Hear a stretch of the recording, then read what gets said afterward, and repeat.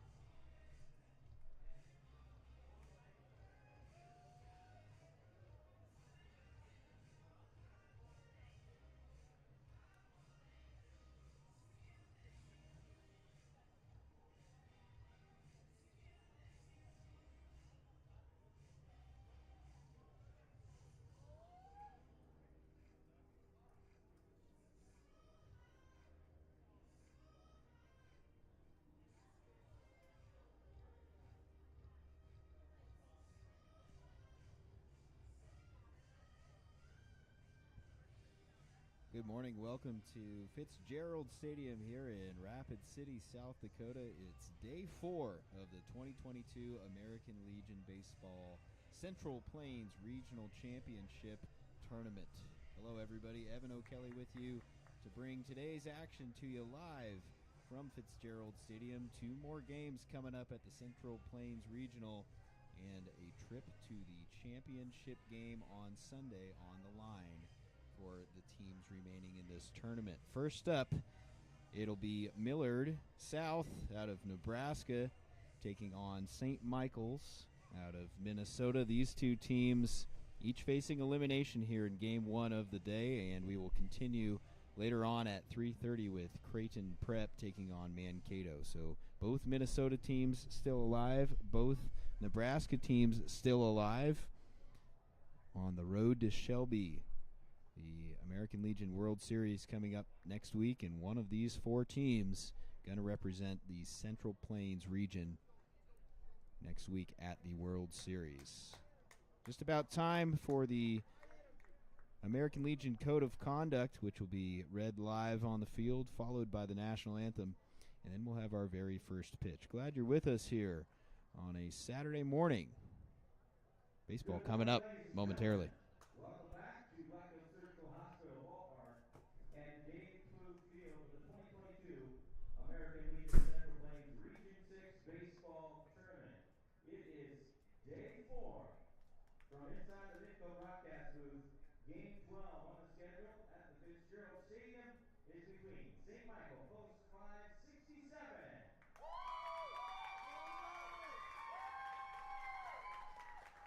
And Millard, South Post 374.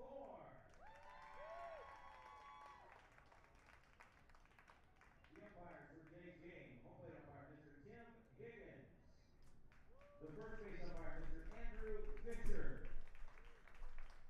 Second base umpire Mr. Corey Aldrich. And the third base umpire Mr. closer. And now, ladies and gentlemen, the American Legion Code of Sportsmanship will be read by Chris Vandemus, the post-22 commander. Morning, gentlemen. Please repeat after me. I will keep the rules, keep faith with my teammates, keep my temper, keep myself fit, keep the stout heart from defeat, keep my pride under in victory, keep a sound soul, a clean mind, and a healthy body. All right, gentlemen, let's have a great game.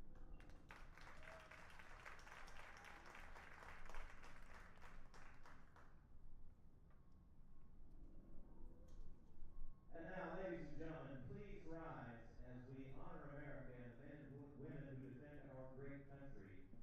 We remind all in attendance that proper respect is to remove your hat or cap, stand at attention, and face the flag in left center field with your right hand over your heart. Veterans and active duty military not in uniform may also salute the flag. Ladies and gentlemen, our national anthem.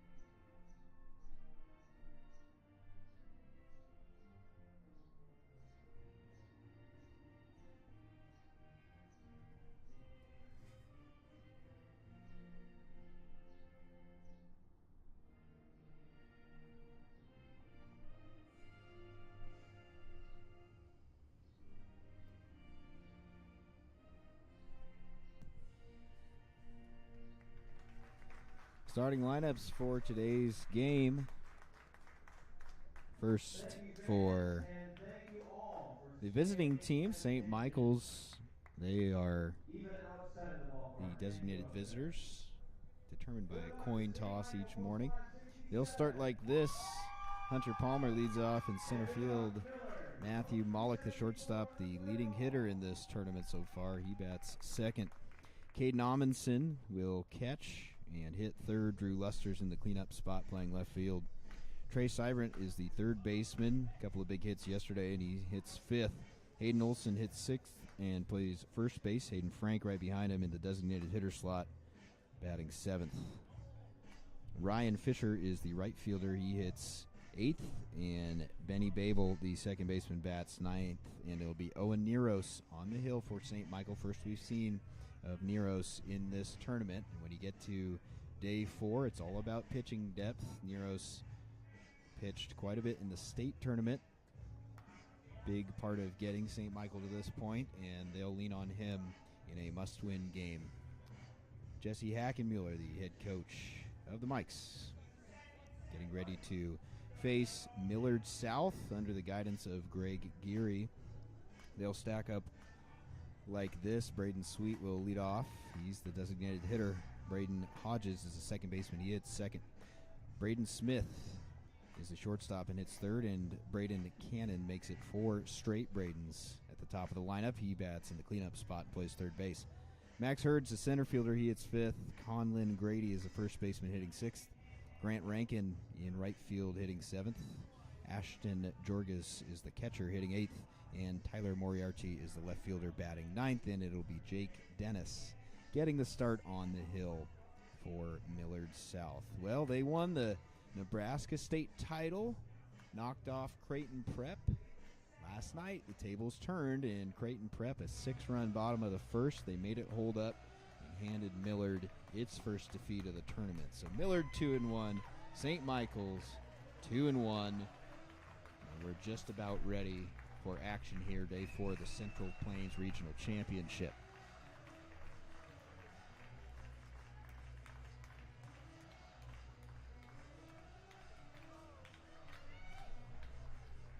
Overcast skies, and boy, it's a welcome sight for everyone in attendance. It has been hot here in Rapid City this week, but today temperatures cooling off into the lower 80s, upper 70s, and a much welcome sight for all these players. Yesterday, the hottest day of them all, temperatures eclipsing triple digits into the evening session. So much more comfortable playing conditions here today.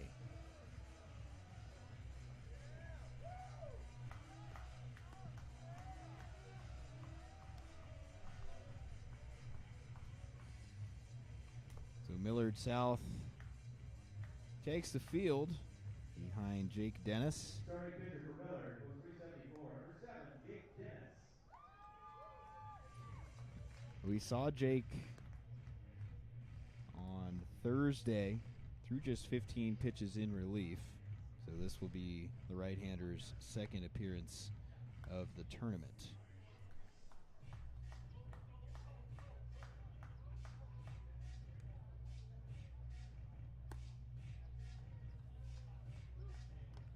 Behind Dennis defensively, Moriarty in left field, Hurd in center, and Rankin over in right. Around the horn, it's Cannon at third. Smith joins him on the left side at short. Hodges plays second. Grady's at first, and Ashton Jorgis throwing down the signs behind home plate. Hunter Palmer going to dig in, and we're just about ready for action. Glad you're with us here. We will find out who's destined for championship Sunday. It'll be at least 2 teams, could be up to 3. One of these teams in this game going home.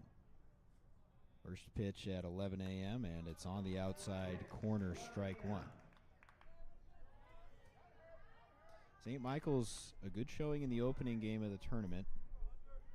Emerged victorious and then stopped in their tracks yesterday with a tough defeat. So that was on Thursday, and then bounced back Friday. Yesterday held on for a 5-3 win over Sioux Falls. That was after a run rule loss to Creighton Prep on Thursday. 2 balls and a strike on the leadoff man, Palmer. That one tapped and going to roll foul off to the right. That'll push the count even at 2-2.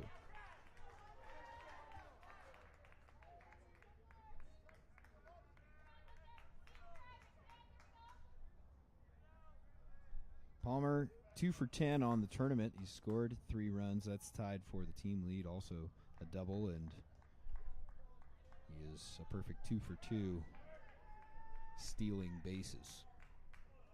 Trying to get aboard here to start off this one. 2-2 pitch on the way, grounded towards short. And they throw across from Smith in time, and that's how this game gets started.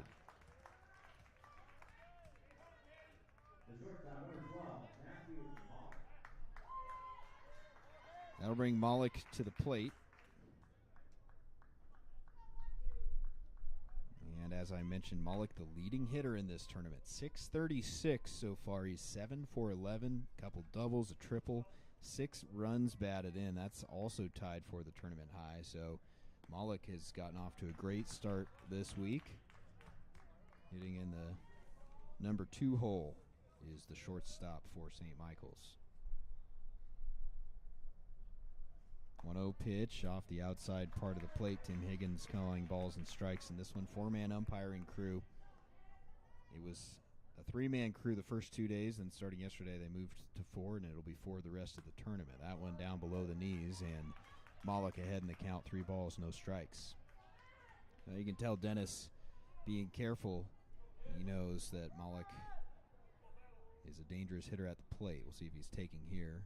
He does, and it's right down the middle. 3 balls and a strike.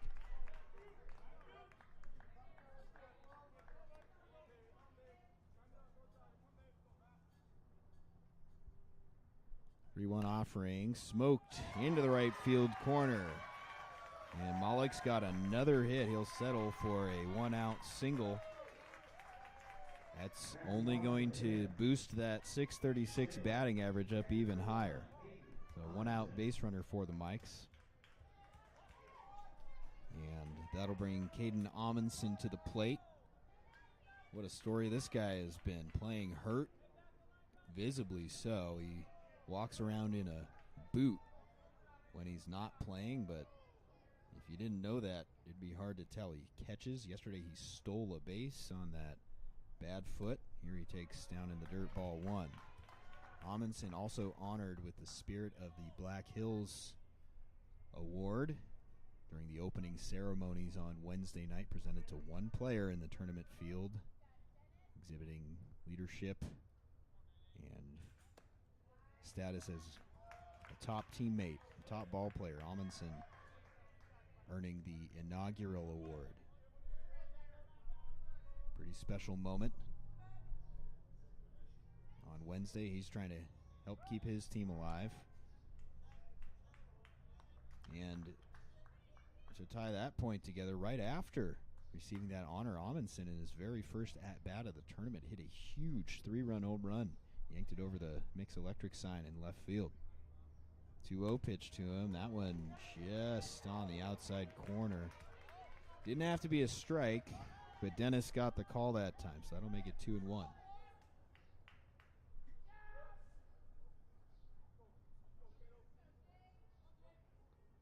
One out, and Malek the runner at first base. 2-1 pitch, lined, and it's into center field. Amundsen with a base hit. Back-to-back knocks, and the Mikes with 2 aboard and 1 away.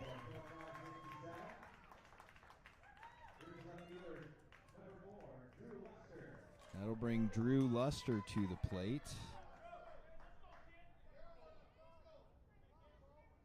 With an RBI opportunity here.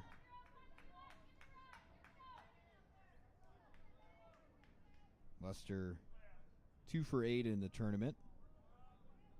And 1 RBI for him. Hitting in the cleanup spot, he takes at the knees on the outside part of the plate. Strike 1.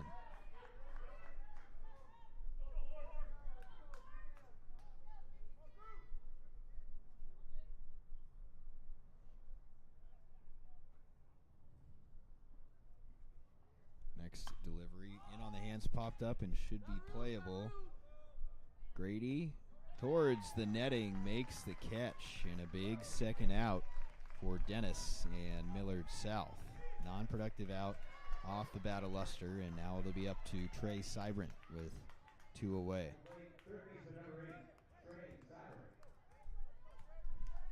Seibert, a big home run, 1 of 2 hit by St. Michael in this tournament. 3 for 9 overall. He's also got a couple doubles, so all 3 hits for Seibert this week, going for extra bases. Here he takes low and away, ball 1.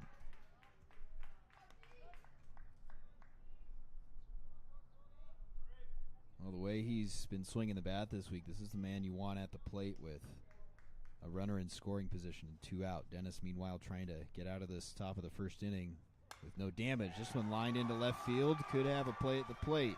Malek being sent. The throw home is cut off, and St. Michael takes the lead. A 2-out RBI single off the bat of Trey Seibert. His 4th RBI of the tournament, and it's 1-0.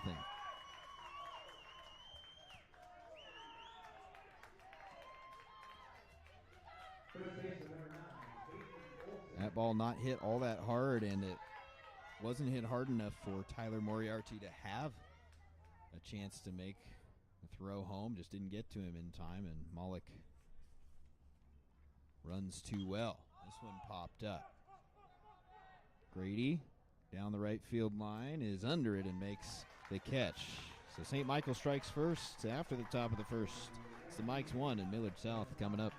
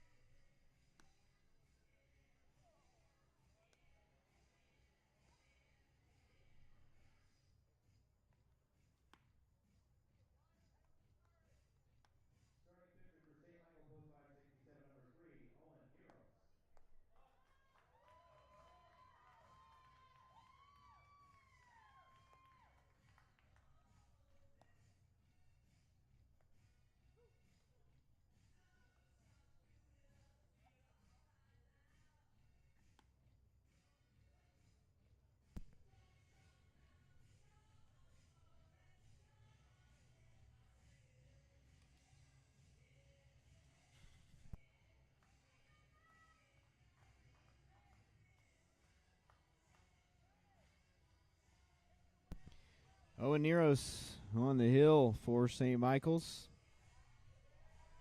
And the first of four Braden's to lead off. Braden Sweet, the DH.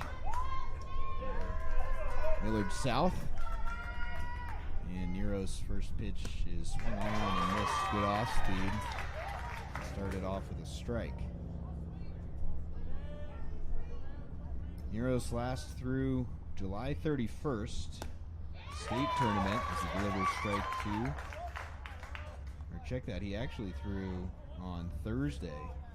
His last long appearance was at the state tournament on the 31st, threw 79 pitches. This one fouled off to the right. And then he came back Thursday through 44 pitches in the defeat.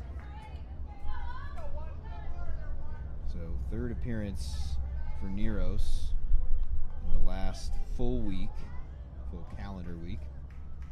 Second of this regional tournament. Ahead in the count here, 0-2. This one grounded towards the middle.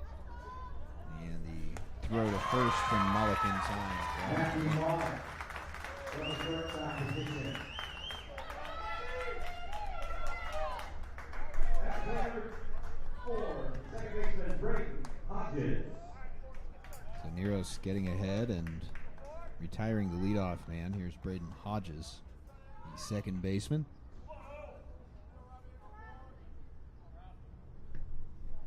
And he fouls the first pitch off to the left and out of play.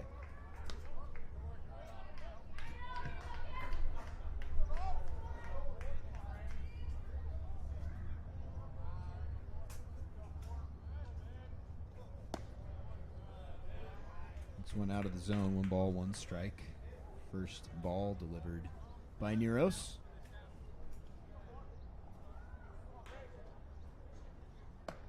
And on the outside corner, so he's ahead of the second straight hitter that he's faced to start this game off. It's 1-2.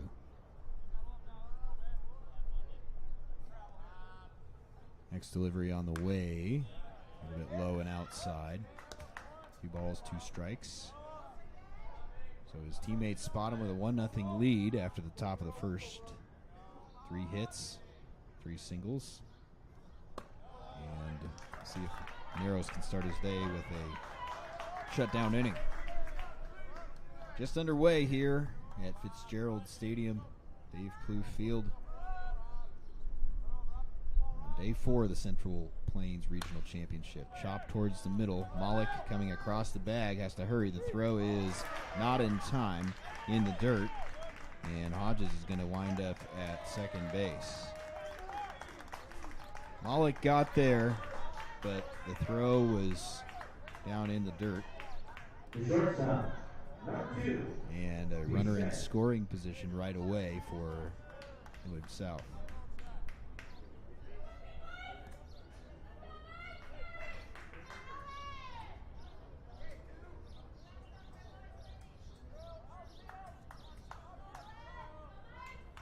With 1 out, that'll bring Braden Smith to the plate.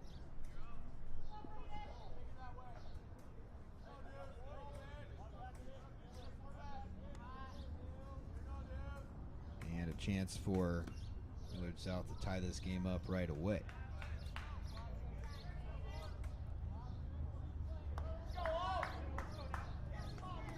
Smith, the leading hitter for Millard South, 583 on the tournament, 7 for 12, a double, a home run, 5 runs driven in.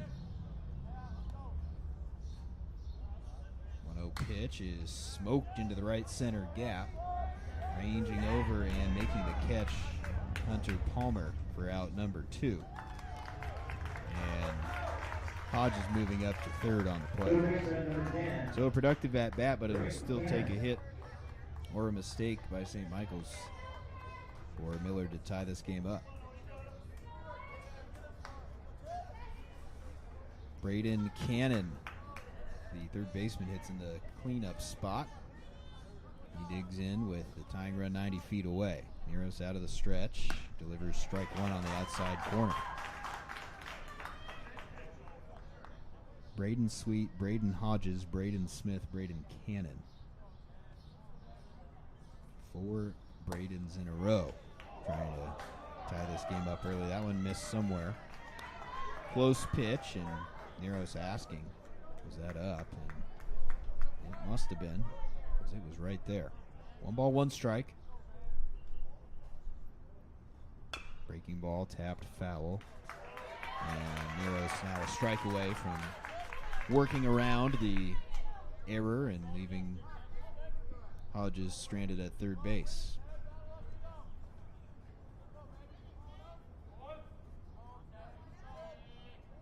Here's the 1-2. And Cannon able to tap that one and stay alive. First of 2 games today. At 3:30 it'll be Creighton Prep and Mankato National doing battle. And Creighton Prep, they're guaranteed a spot tomorrow. They are 3-0. They can't be eliminated even with a loss today. It would just be their first loss. So they're in the driver's seat in this tournament. They took care of business each of the first 3 days. And they're the lone unbeaten team. Lined up the middle into center field. Cannon with a 2-out RBI single, and the game's tied. RBI single for Cannon. Here's the center fielder number 5, Max Hurd. So Millard South able to take advantage of a fielding miscue and get the run right back here in the bottom of the first inning. That extends things for the center fielder, Max Hurd. Hurd 3 for 12 in the tournament, 3 runs batted in and a couple of stolen bases as well. He takes up an outside ball 1.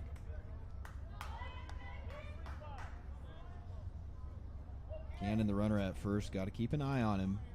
He's also 2 for 2 on the base paths. He's now 5 for 10 at the plate in the tournament. So Braden Cannon putting together a nice week here in Rapid City. That pitch missing a little bit low, and it's 2 balls, no strikes.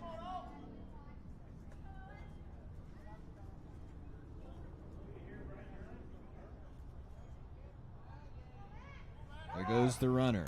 Pitch out of the zone, throw down from Amundsen. Is it in time? No, just able to slide away from the tag was Cannon. That was close. And Malik nearly able to get the tag on him in time, but instead it's Cannon's 3rd stolen base of the tournament and another runner in scoring position. 3-0 pitch is on the outside part of the plate at the belt, 3-1.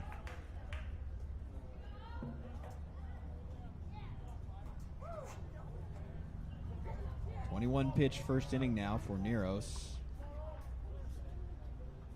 As he tries to make sure it's just the 1 run.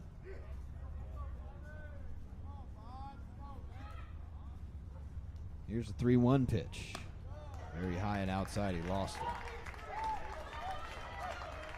So the 2-out rally continues for Millard South. The inning will extend for Conlon Grady, the first baseman. Grady 2 for 8 on the tournament with an RBI. He started all 3 games. He's also scored 3 runs. First pitch, grounded towards the middle, a dive, and it's into center field. Here comes Cannon. And Millard South going to take the lead. A couple of two-out RBI knocks. This one from Conlon Grady, and it's 2-1. Millard. Right fielder number 3, Grant Redkin. So this inning still not over yet. Runners at the corners now. Grant Rankin, the right fielder, digs in, and a really good response from Millard South. Come right back and not only tie this game up, but take the lead in the bottom of the first. An inning that was their nemesis last night, as they surrendered 6 runs in the bottom of the first to Creighton Prep, and a valiant comeback effort, but they ended up falling short 6-5. Creighton Prep didn't score after that bottom of the first, and Millard looking like it was maybe going to complete the comeback effort, but fell a little short. This one going to be playable. Flip to Malik at second, and the side is retired, but not before. Millard South, a couple of runs. Malik flipping the ball down in frustration. His error extended the inning. We'll see if he can help get it back, because we needed a second.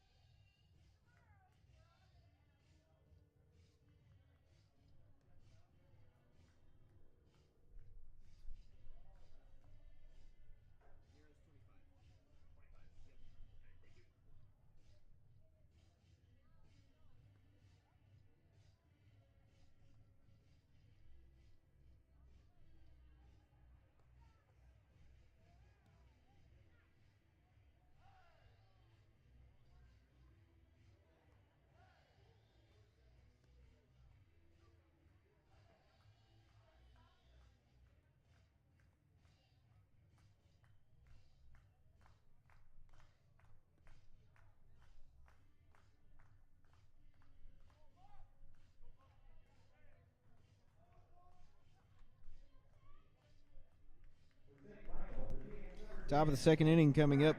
Hayden Frank, Ryan Fisher, and Benny Babel. 7, 8, 9 in the lineup for Jesse Hackenmuller's crew. First pitch on the way from Dennis in there for strike one. So he's all of a sudden got the lead at his back. 2-1 Millard South after the first inning of play. Next pitch up and out of the zone. The count runs even at a ball and a strike.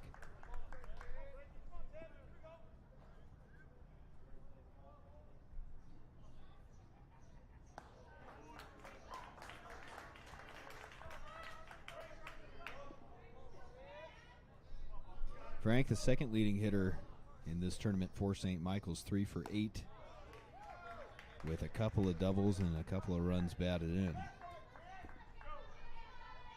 He stands in to lead off this top of the second, count even at 2-2. Tapped softly towards the first baseman. Going to be a tough play. The throw to first is just in time.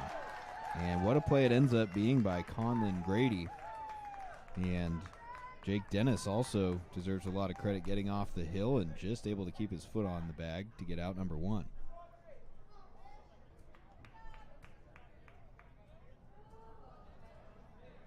So Dennis gets the leadoff man, and that'll bring Ryan Fisher to the plate.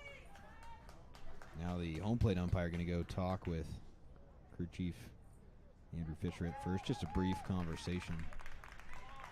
I don't think there was any sort of protest from Jesse Hackenmuller.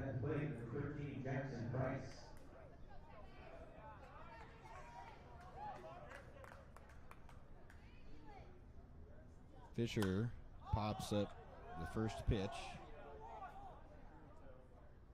and it's caught at second for out number 2. Greg Hodges catches second base.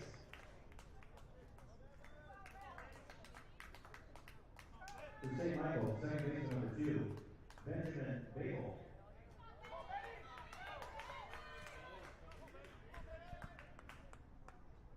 So 2 gone, and here's Babel. He lines the first pitch to right field. He's got a 2-out single. So Babel didn't wait around, saw what he liked, and St. Michael's with a 2-out base runner. Second hit of the tournament for Ben Babel. He's 2 for 7 now, and that flips the lineup back over for Hunter Palmer.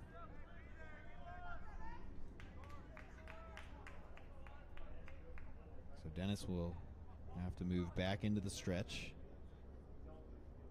First pitch on the outside corner. Good spot from the right-hander. 0-1.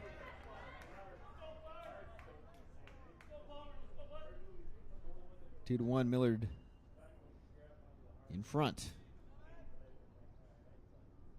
0-1 pitch, fouled back and out of play, 0-2.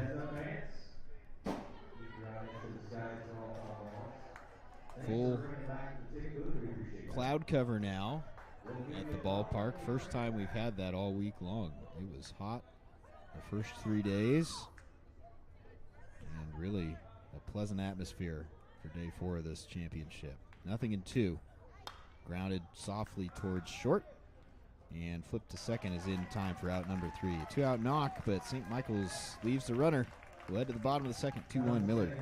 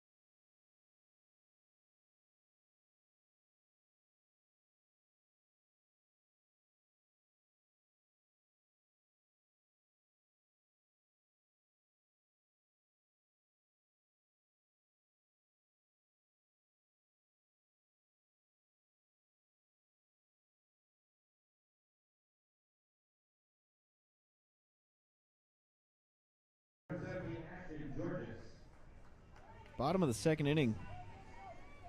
Millard South in the lead and coming off a shutdown frame from Jake Dennis. This one grounded to short and throwing on the run, Matthew Mollick for out number 1.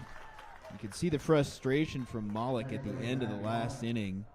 Both of the runs that scored were unearned. He sort of made a low throw. It was a tricky play, but he did the hard part and then just threw it in the dirt, and that allowed the inning to continue. And he knew it, and he's played good defense all week, but that first inning, one got away from him. That time, though, makes the play, and there's one gone. Here's Tyler Moriarty, the left fielder and number 9 hitter. First pitch in there for a strike. Next one misses off the outside part of the plate. 1-1. Owen Neros back on the hill. This one into the right field corner. We're going to tail foul and out of play. After a 25 pitch first inning for Neros. Looking to be a little more economical here. Of course, the pitch count factor in play is the 1-2 pitch is grounded towards the middle, and it gets through. A 1-out single for Moriarty.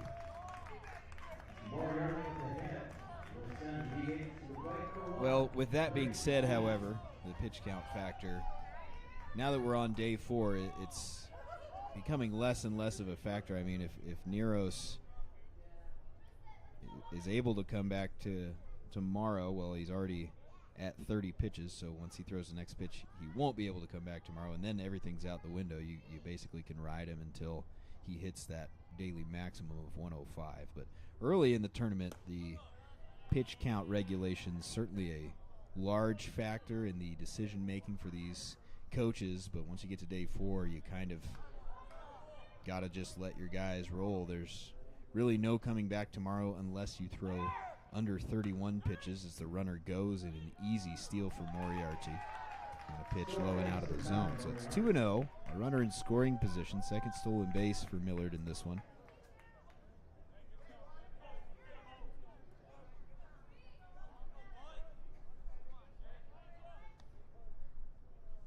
Two-0 pitch to the leadoff man, Braden Sweet, down low. So Neros now behind in the count. 3 balls, no strikes. And Amundsen will throw down to second, and his throw goes into center field, and that's going to allow Moriarty to get to third. It was ball 4, so you also had Sweet in motion, and it'll end up being runners on the corners now with only 1 out.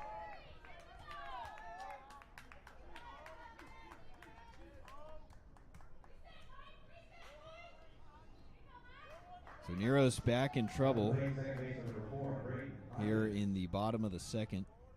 In a good spot in the lineup if you're Millard South to try and capitalize here. You got 2, 3, and 4. The next 3 hitters scheduled up. St. Michael's, meanwhile, at double play depth, looking to maybe get out of the inning. Bunt shown and taking a strike, Braden Hodges. Looked like maybe it was a little bit below the knees, right on the borderline, and called a strike that time.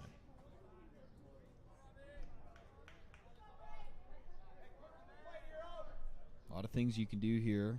Head coach Craig Geary, you saw the bunt shown there. More of a sacrifice situation, I think, than anything else. This one could be a pair, but it's bobbled at second, and they're not going to get anybody. Another error, the third already by St. Michael's. Babel just got ahead of himself. He was thinking inning-ending double play. Instead, they get no outs. Another run scores, and it's 3-1.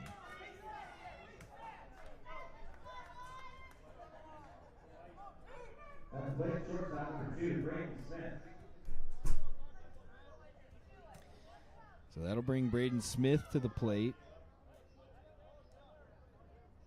And that one hurts if you're St. Michael. High fly ball to right field. That one deep, carrying towards the wall, looking up, and it's gone. 3-run home run, Braden Smith. And Millard South starting to break it open. Second home run of the tournament for Braden Smith. And his case for tournament MVP just got a little bit stronger. 2 for 2 in this one. He'll be the tournament leading hitter, at least for the time being, and a huge 3-run home run. It's 6-1 now.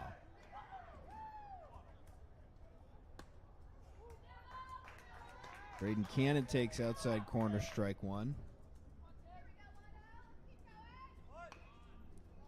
Drag bunt.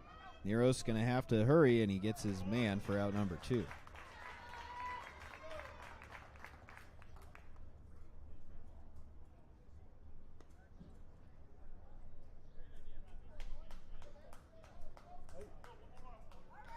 So 4 runs across.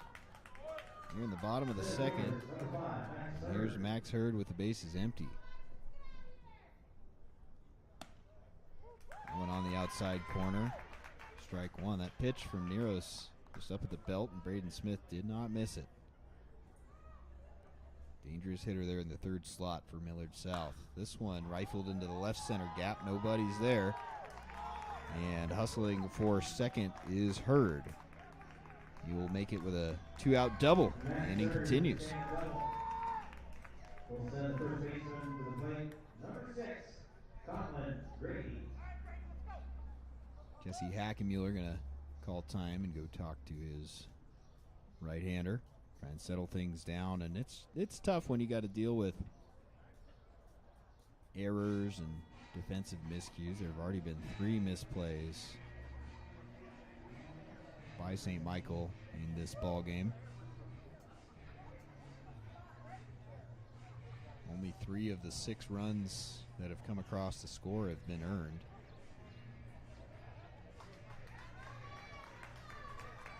So just a quick visit, try and get his team to reset. get back in the dugout. They've got some work to do offensively, but first Nero's got to get through Conlon Grady.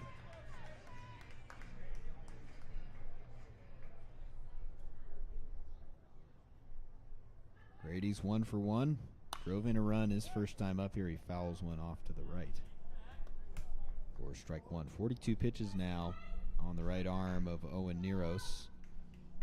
As I mentioned earlier, that's less of a concern. I mean, you ride him until he's either out of gas or he hits the 105 mark today. There's no tomorrow for Neros. He couldn't come back even if St. Michael advances to championship Sunday. His tournament will be over after this appearance. And that may have been what Jesse Hackemuller told him. Hey, look, this is it, man. This is your last appearance of the tournament. You know, still plenty of time to come back and win this ball game, but give us everything you've got. There's no end in sight. You're not on a leash. There's no pitch count worry right now. Just empty the tank. That could have been the message there. 0-2 upstairs, and it's 1 ball, 2 strikes on Grady.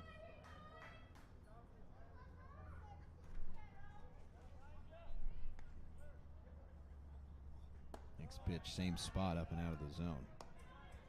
2-2. Heard the runner at second after the 2-out double. Popped up foul. Is this one going to be playable? It is, and making the catch, Cyber Crowd number 3. Braden Smith, the big hit, a 3-run home run, 4 score. And in the bottom of the second, it's 6-1, Millard South.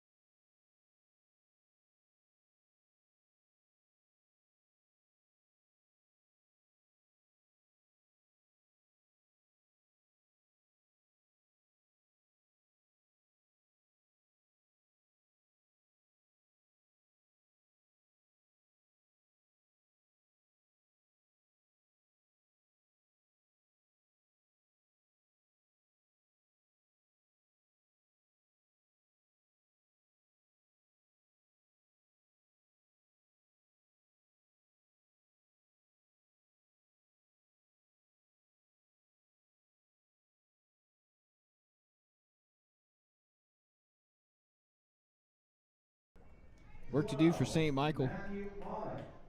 Good spot to do it. 2-3-4 in the lineup to start the third inning of play here. Matthew Mollick digs in. First pitch from Jake Dennis in there, strike one. 30th pitch for Jake Dennis, and just like with Neros, no looking back after this once he delivers number 31 as he misses outside. It's essentially green light until you run out of gas or hit 105. No more worries about pitch count. He's done for tomorrow no matter what. 1-1 pitch off the outside part of the plate.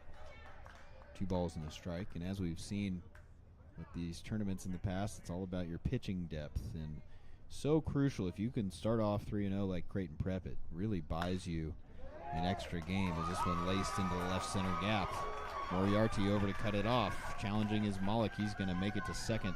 Diving in with a leadoff double. You see if that can spark a rally for St. Michael.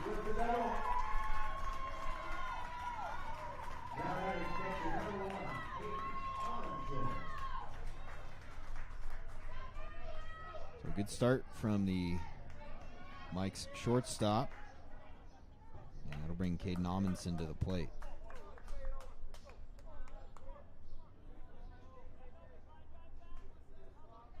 Amundsen had a hit last time. Here he's got a little bloop that's going to fall in for another one. Mollick had to wait to make sure it wasn't going to be caught, so he stops at third, but runners on the corners, nobody out.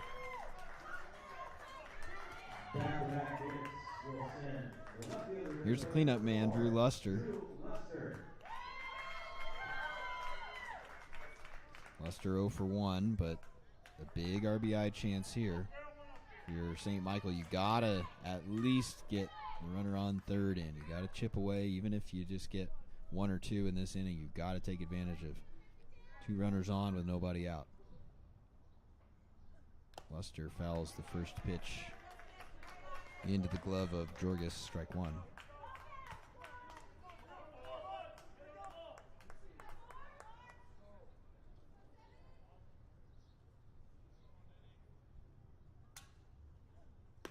That one, a good spot from Jake Dennis, but just a little bit off the outside part of the plate. Maybe even below the knees, but right where he wanted to throw that one. Can't get hurt down there. 1 ball, 1 strike.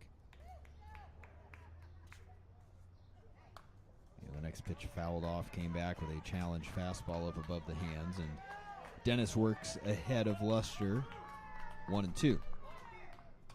The dangerous Trey Seibert waiting on deck.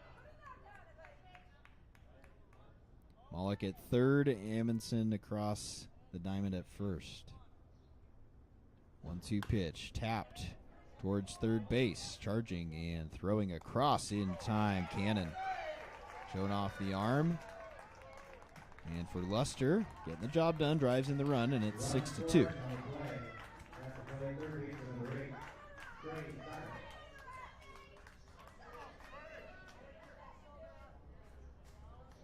Nice play there by Braden Cannon.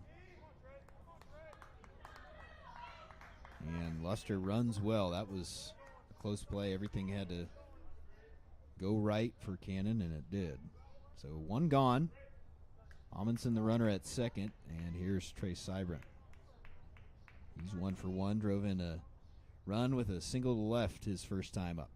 That was the lone run St. Michael scored in the top of the first here. He lifts one to center field. Hovering under it, Max Hurd. He's got it, and that'll be out number 2.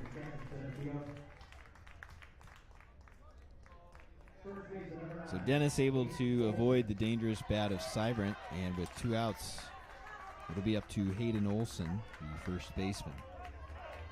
Olson 0 for 1.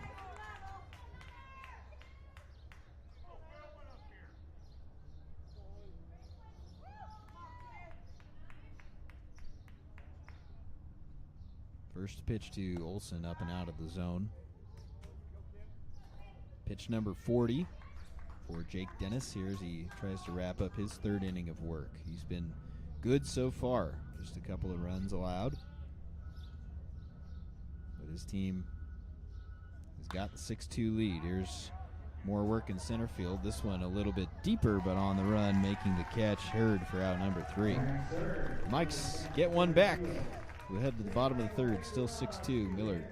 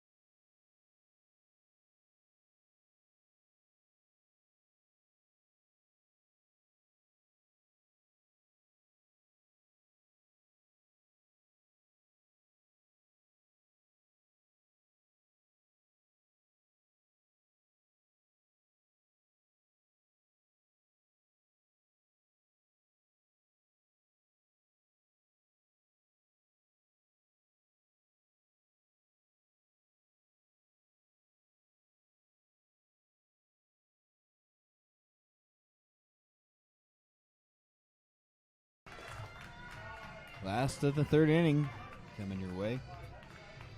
Glad you're with us on On an overcast Saturday here at Dave Plouffe Field, Fitzgerald Stadium. The 2022 Central Plains Regional Championship. Day 4, swing and a miss by Grant Rankin on the first pitch from Owen Neros. 2 in the first, 4 in the second for Millard South. They lead at 6-2 as the next pitch fouled at home plate.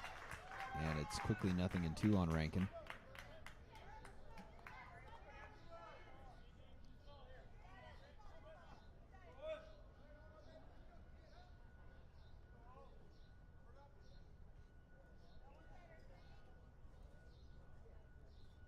This one lined into left center and just over the glove of the leaping Malik. So on an 0-2 pitch, that was a mistake from Neros. That one up in the zone. Rankin able to line it softly into left center for a leadoff single. So more base runners for Millard. They've taken advantage so far. They've taken advantage of 3 errors by St. Michael. Here's the catcher, Jorgis. He shows bunt and takes outside ball 1, and now they've got him picked off. Rankin going to be... Did they get him? They did. I thought maybe for a second he avoided it, but Rankin caught off base, so that'll negate the leadoff single. Pitch was outside.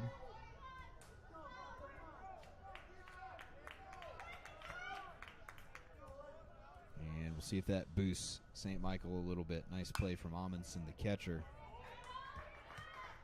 Picking off Rankin. That's the second runner Amundsen has picked off. He gunned down a runner at third base yesterday in the victory. That was a big play, and we talked with Jesse Hackenmuller after the game yesterday. It was big plays all over the diamond for St. Michael yesterday. It was the defense that made the difference. All 3 outfielders, each with a stunning catch.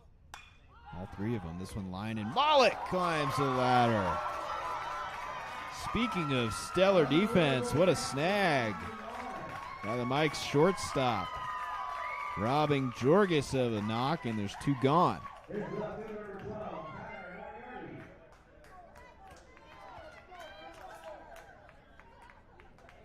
Malik needed every inch of his frame to go upstairs and get that one. So a runner picked off, a leaping catch, and there's 2 gone.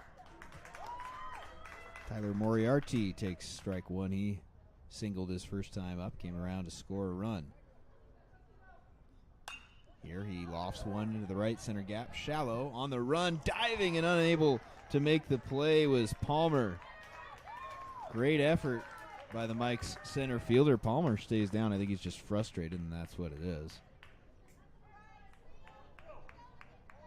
Had it at the tip of his fingers. He made one of the best catches we've seen all week. Yesterday, dead sprint back onto the warning track, crashed into the wall and held on. It was an unbelievable catch, and he almost robbed Moriarty of a hit. But instead, there's a 2-out base runner back to the top of the order, and Braden Sweet, who taps one foul down the first base line.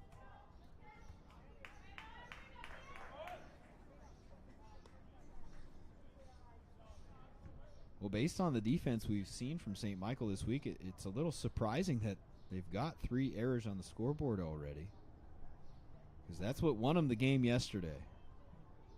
All 3 of those catches in the outfield came at very important times. Luster in left, and an incredible over-the-shoulder catch that he turned into a double play. We talked about the catch in center by Palmer. And then in the 6th inning, it was Fisher in right field who made a diving catch on a ball that was tailing towards the line. Could have gotten past him into the corner. Could have been an RBI triple. Instead, it was the final out of the 6th inning, and St. Michael went on to win. Runner goes, swing and a miss. Throw down is in time. And how about Caden Amundsen picking off a runner and catching Moriarty for out number 3. So the Mikes needed a boost. They got one, but it's still 6-2 Millard South. after 3.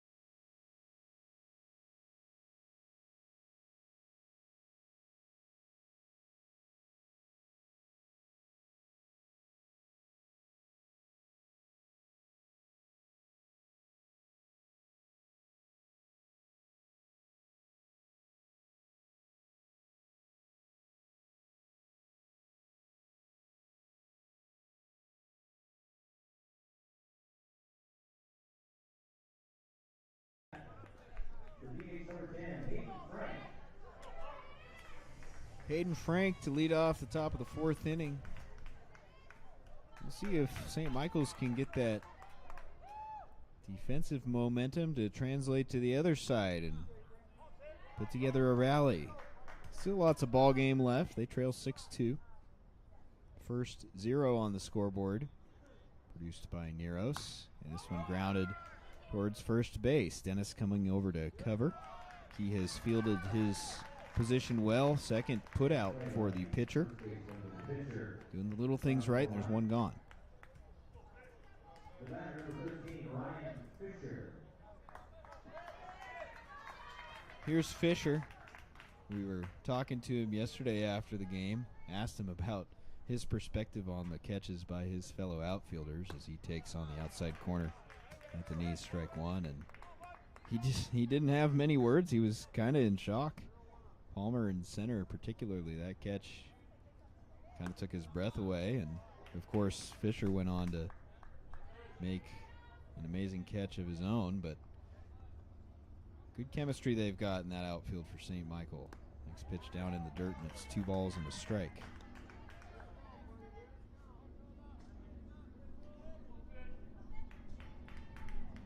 Fisher retired his first time up, and the next pitch down low. He's ahead in the count here, 3 balls and a strike.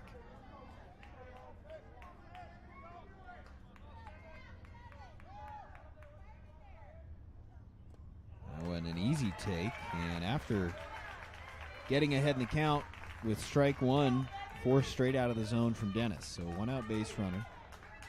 Here's the 9th place hitter, Benny Babel, the second baseman, and we'll have a mound visit for Millard South. Going to call in the infield.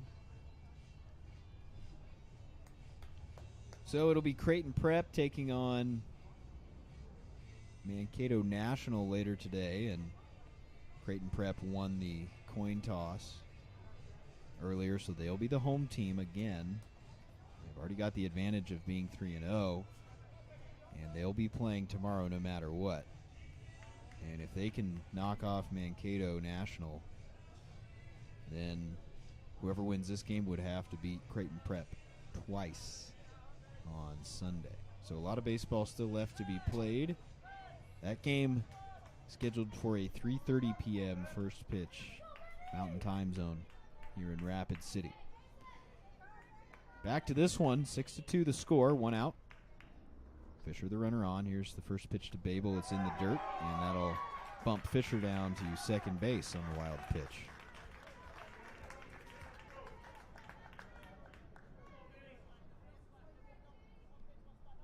So after the mound visit, another pitch down low. 5 straight out of the zone from Jake Dennis. We'll see if he can wrestle that command back here facing the 9th place hitter in the Mike's lineup. That one tapped foul at home plate.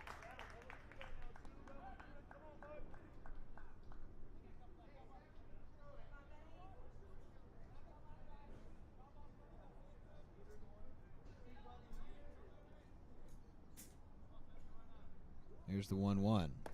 High and tight. Babel ducks out of the way.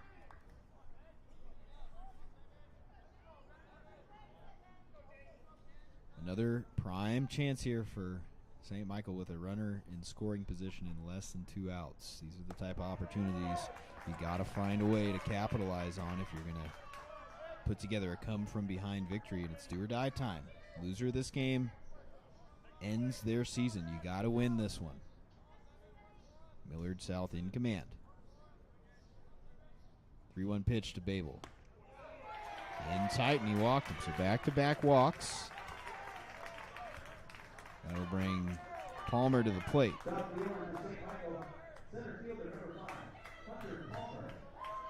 Palmer was livid in center field after just missing that diving catch in the gap, and incredible effort by him, but he couldn't believe he didn't hang on to that one. We all know he's capable of the spectacular play. Here he's being called on with 2 on and 1 out. First pitch to him. Golfed into the left field corner, but Moriarty over. Makes the catch for out number 2.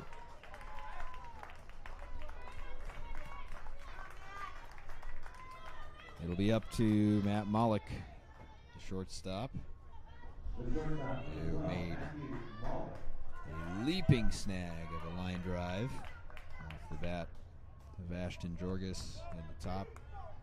Check that in the bottom of the 3rd inning. We caught the throw down from the man on deck, Caden Amundsen, to end the frame.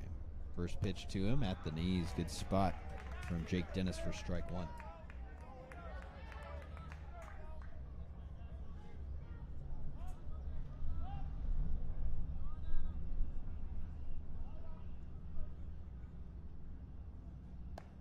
Next pitch floats a little bit off the outside part of the plate. 1 ball, 1 strike.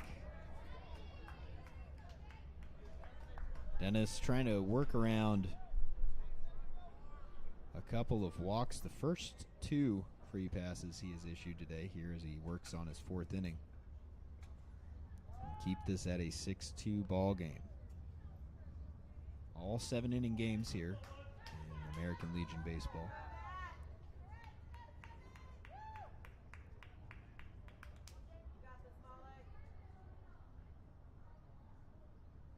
One pitch on the outside corner. Mollick didn't like the call, but he'll have to battle here behind the count 1-2.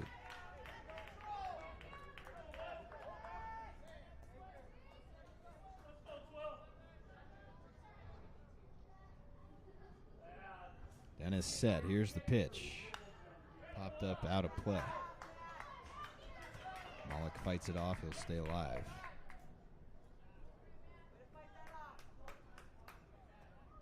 Amundsen is 2 for 2. He would be next if Mollick can find a way to extend this inning.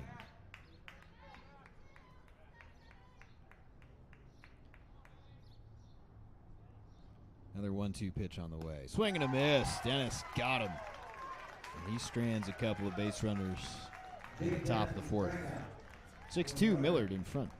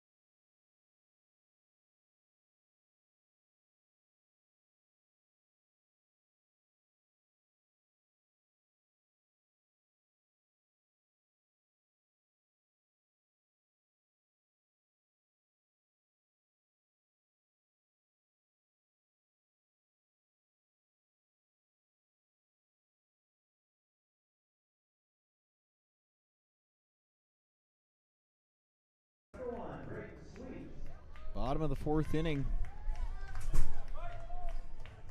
From Fitzgerald Field, 3-4-5 in the order. Braden. Or check that. Top of the order, Braden Sweet. It's hard to keep track. The top four hitters in the lineup all named Braden. You got a Sweet and a Hodges and a Smith and a Cannon. This is Sweet, who swings and misses, and the count even at 1-1. Owen Nero's back out there, 60 pitches strong into this one as he starts his fourth inning of work. He's got to keep this at a 6-2 game as Sweet leads off with a base hit.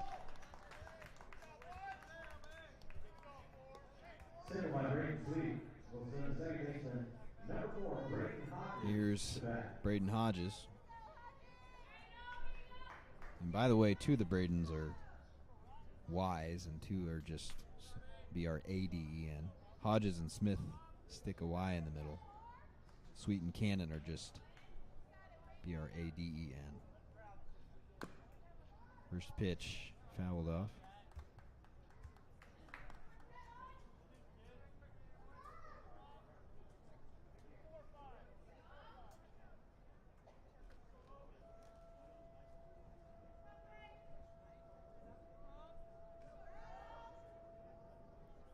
So the leadoff man at first, and there he goes.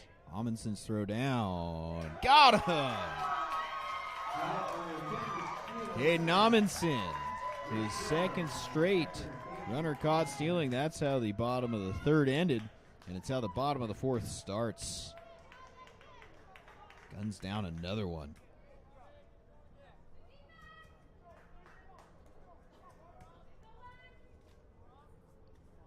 So 3 putouts for the St. Mike's catcher.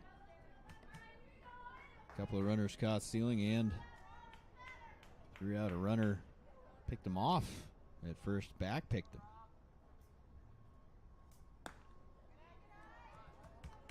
And that was a big play. As I mentioned, Neros needs to keep this at a 6-2 game, and St. Michael's with 9 outs left at the plate, still a lot of time, but you just can't afford to have this deficit balloon anymore. Running in and making the catch at the shins, Palmer. Boy, has he been good in center field. That line drive was sinking fast off the bat of Hodges. But Palmer, no problem, 2 gone.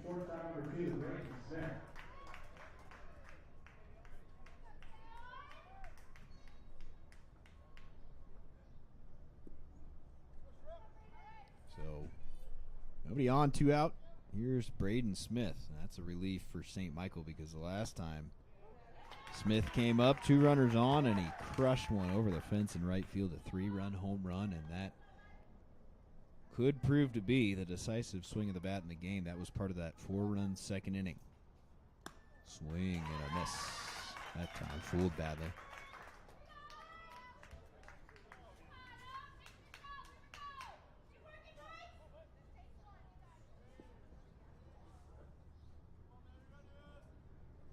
Neros a strike away from ending the fourth.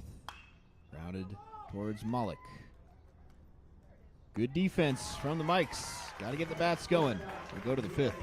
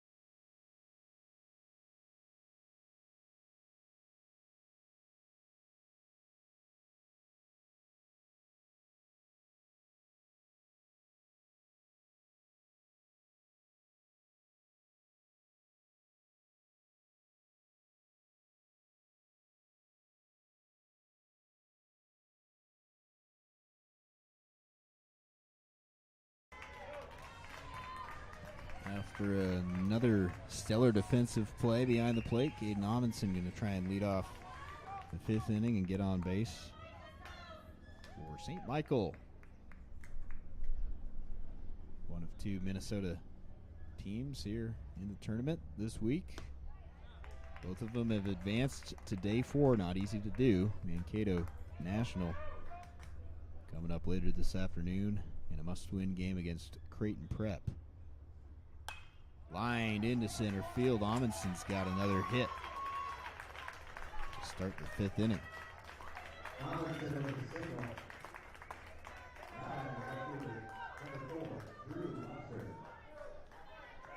Here's Drew Luster, cleanup hitter in the lineup.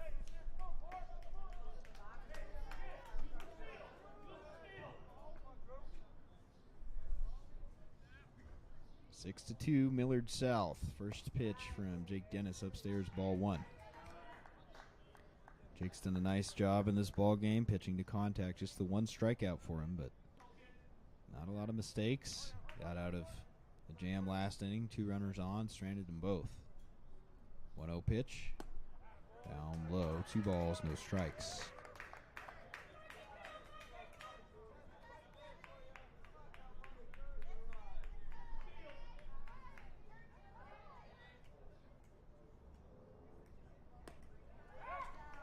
Pitch down and out of the zone. So Dennis in danger of issuing a walk.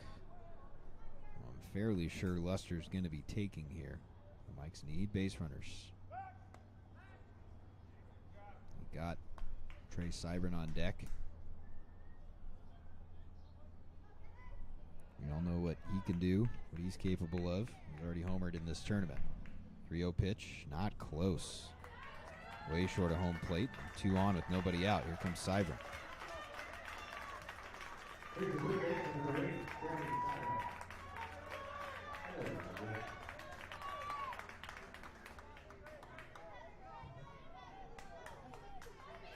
Seibern's 1 for 2, drove in to run his first time up. Big spot here as we play in the top of the 5th inning.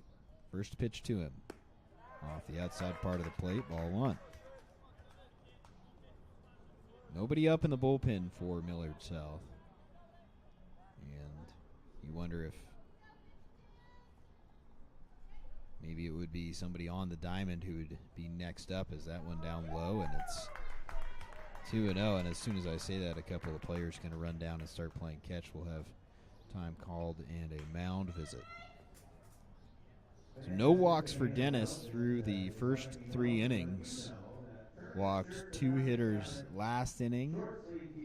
Walked Luster, and now he's behind Seibern 2-0. So they're going to talk this one over. 67 pitches into this one is Dennis. And just a quick talk on the mound.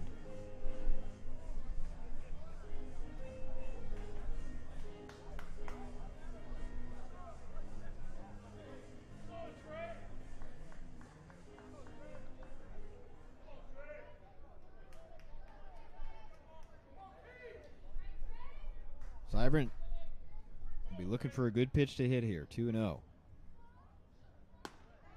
Took it on the outside corner. Good spot from Dennis. Needed to throw a strike there. He really did. 2 on, nobody out.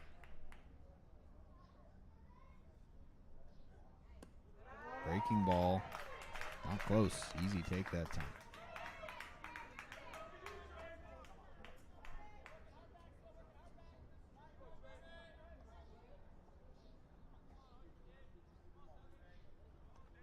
Now the 3-1 pitch on the outside part of the plate.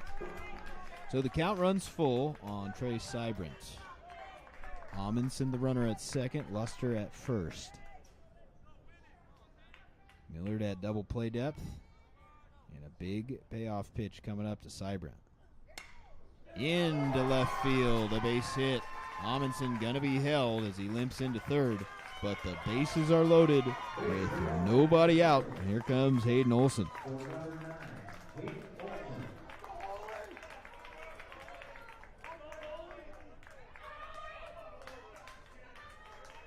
Olsen 0 for 2.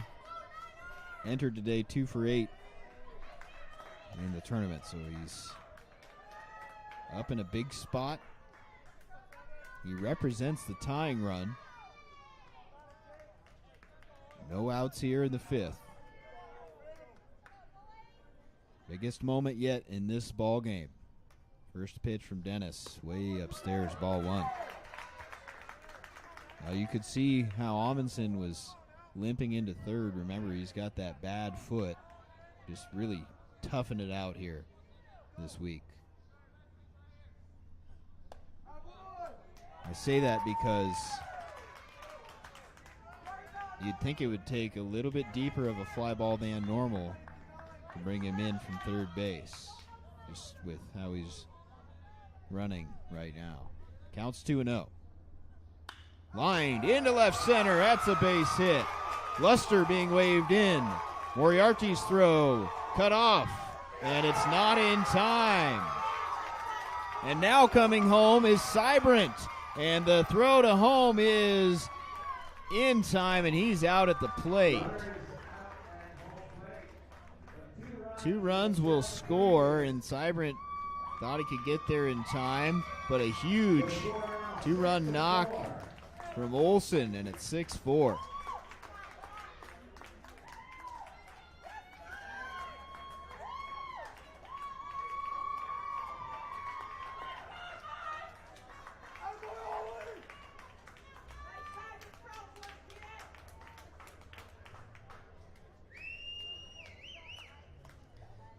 I think we're going to have a pitching change here.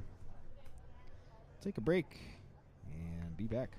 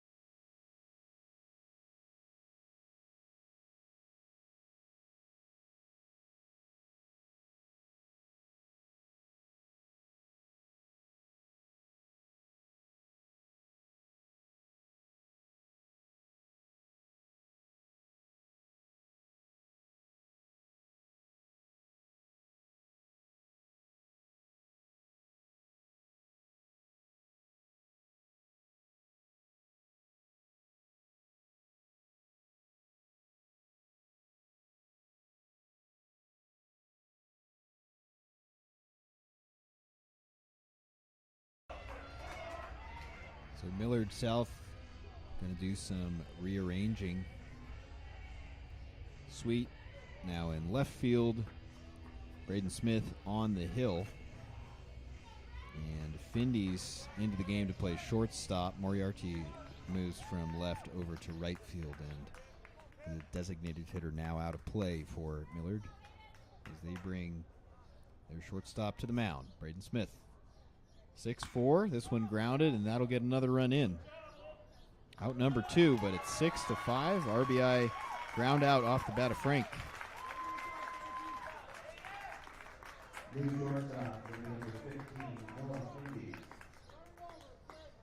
So that'll close the book on Jake Dennis. 4 1/3 innings, 5 runs, all earned on 9 hits, 3 walks, and a strikeout for the righty.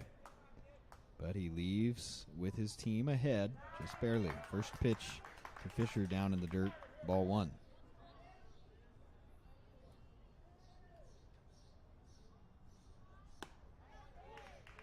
one on the corner. 1 ball, 1 strike.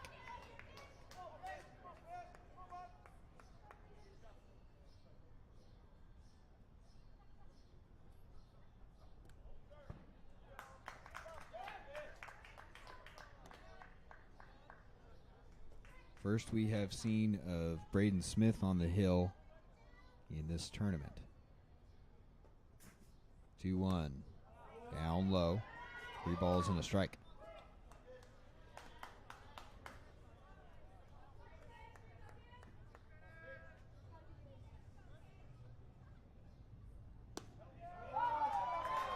Just missing that time. It was close, but ball 4. And the extended inning will fall to Boble. Second base number 2, Benjamin Babel.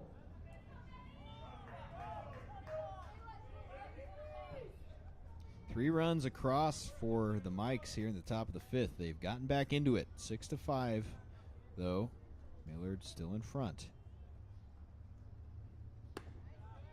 First pitch on the outside corner, 0-1. Good ball game here in the semifinal round of this regional championship. Winner advances to Championship Sunday. 0-1 pitch. Out of the way. Loser of this one goes home.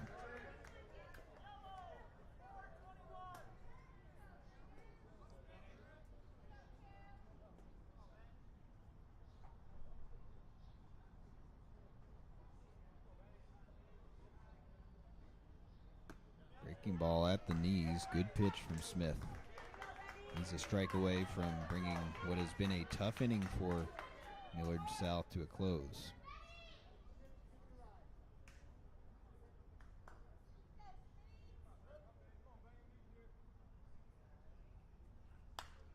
Popped up, and Smith will catch it himself. 3 runs across for St. Michael's. They take advantage, and they're right back in it. Don't go anywhere.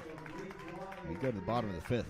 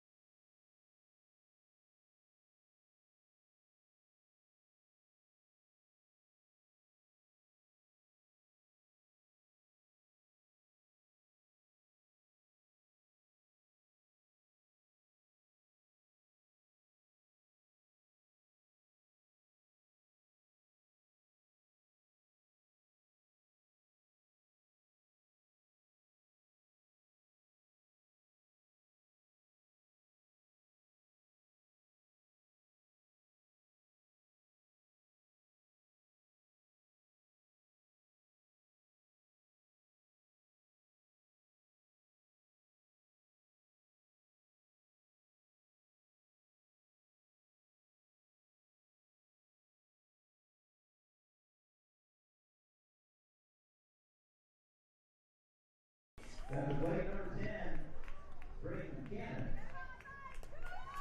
Well, after leading 6-1, Millard South was in the driver's seat. Now, still with the advantage, but only 6-5 as Cannon swings and misses at pitch number 70 from Owen Neros, who has put up consecutive zeros on the scoreboard. Looking for another one. Chops towards third. Cybrant on the run. Got him.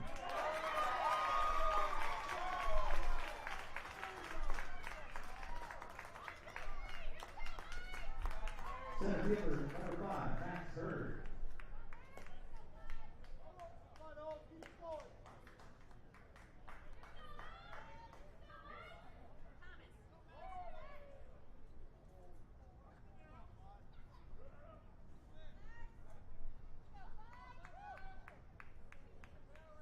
Third time in this ball game that Neros has retired the leadoff man, and he gets Hurd to take a big cut and come up empty. Strangely enough, the other 2 times he got the leadoff man was in the first and second, the innings he gave up the runs. 1 ball, 1 strike. The count Max Hurd, the center fielder. He's 1 for 1. He's also walked.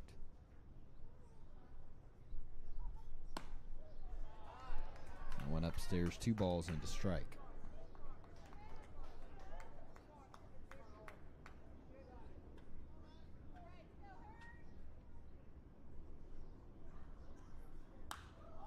Next pitch fouled back and out of play, 2-2.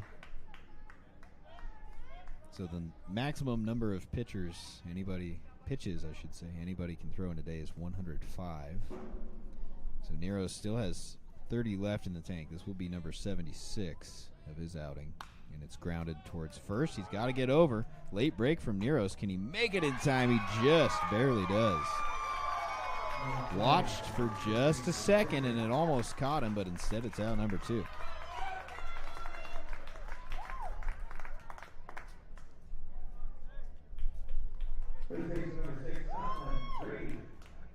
That'll bring Conlon Grady to the plate. He's 1 for 2 with an RBI.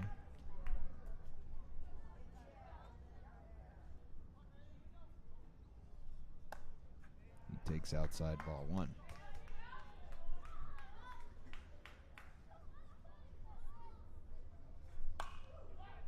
Popped up. Will it be playable? Amundsen towards the dugout. Seibrandt will take command and makes the catch. A 1-2-3, bottom of the 5th for Owen Neros. And the Mike's fans can feel it. They've got momentum, but they still trail 6-5.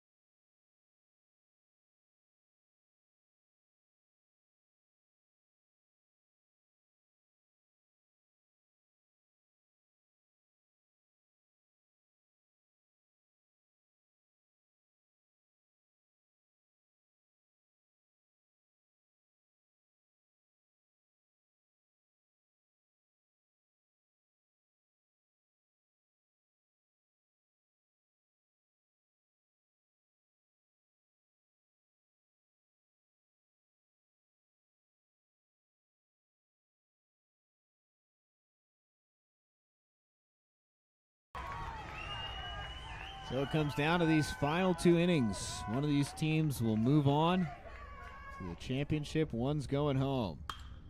Lined into left field, a base hit.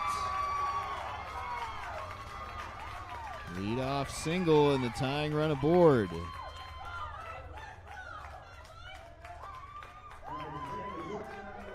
Palmer reaches. Here comes Matt Malik, the shortstop.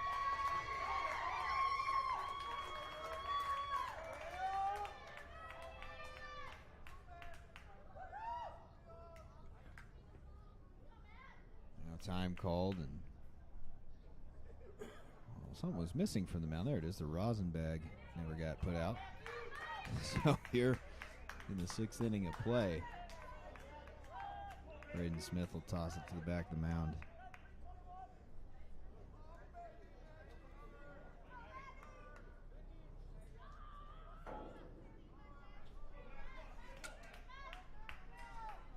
Big spot in this one. First pitch, bunt shown, and he gets it down. I don't know how. The throw to first in time. That one was a pitch that likely would have hit in the dirt. Instead, Malik gets the sacrifice bunt down and the tying run in scoring position for Caden Amundsen.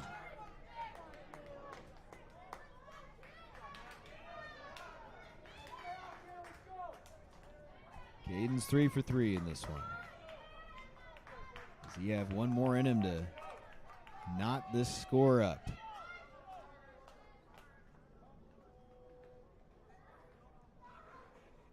Palmer, the runner at second. Good speed. Amundsen takes strike 1. Any kind of base hit to the outfield, we should see action at the plate. The outfielders playing relatively shallow with Amundsen at the plate.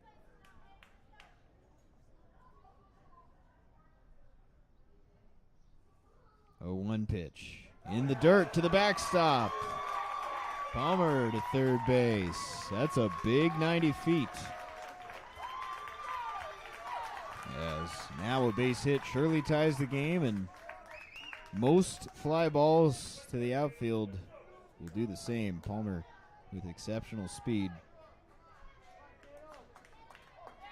So now in a 1-1 count, the job's simple for Caden Amundsen. Fly ball to right, that's going to get the job done. Moriarty makes a catch, and Palmer can cruise home, and we're tied 6-6. Caden Amundsen delivers.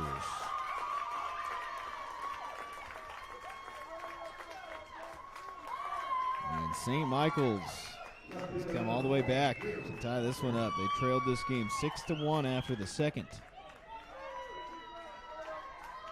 Win or go home. And we're back to square one. All even. 6-6. First pitch to Luster goes to the backstop.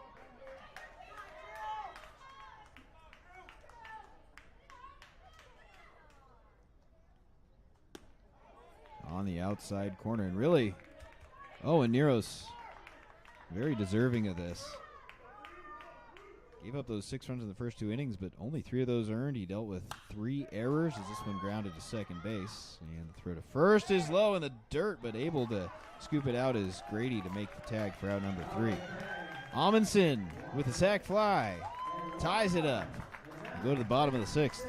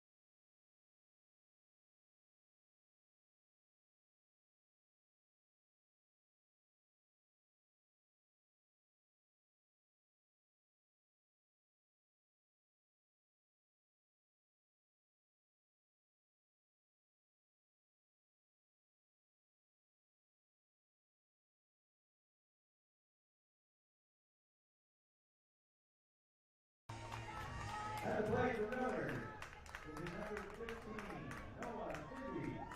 This one's getting good late. Bottom of the 6th inning, tied up 6-6.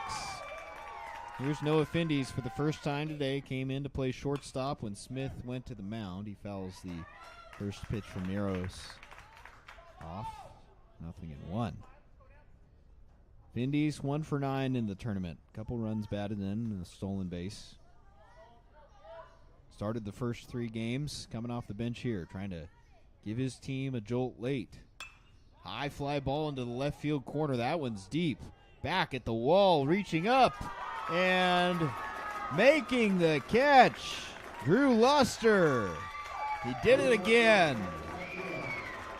Took away a double yesterday, and he took away a double just now from Noah Findes. Another outstanding play by the St. Michael outfield. They've been doing it all week long, and that one will go a long way to keeping this score tied. That ball would have landed on the warning track, bounced up against the wall. Instead, it's out number 1. Here's the catcher, Jorgis, who was robbed of a hit by the shortstop, Malik. Now he pops one into that range. Malik into left field, but calling everybody off. Luster. Out number 2.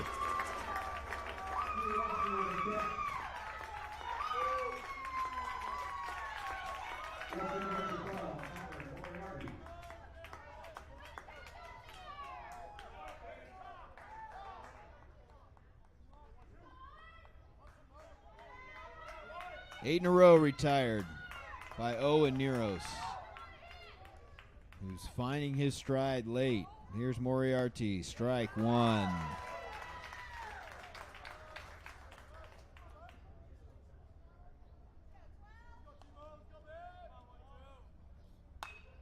Lined foul, and it's 0-2. 6 runs on 10 hits, 3 errors for St. Michael. Millard, meanwhile, 6 runs, 8 hits. Error-free defense for Millard South. 0-2 pitch, time called.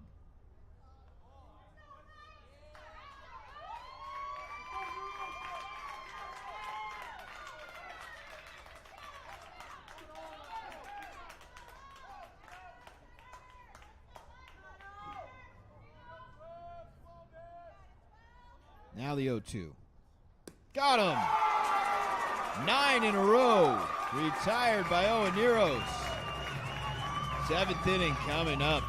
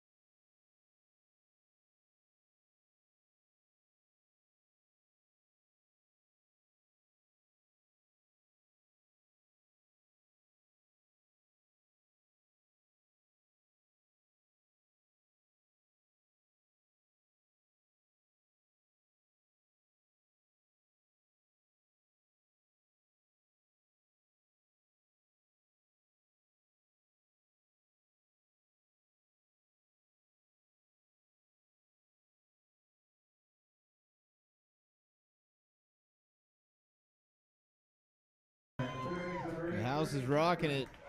Fitzgerald Stadium. How will this one finish up? Seventh inning, I should say. 6-6 your score. First pitch. Trey Seibern in there at the knees. Strike one. Good spot from Braden Smith, who's back out. Working on his 3rd inning, coming out of the bullpen. I should say coming directly from shortstop. No bullpen involved in getting him loose. Next pitch down and out of the zone. 1 ball, 1 strike. Both these teams fighting for their lives. Incredible seasons to this point. Who will win this game and advance to the championship? Moriarty makes a catch for out number 1.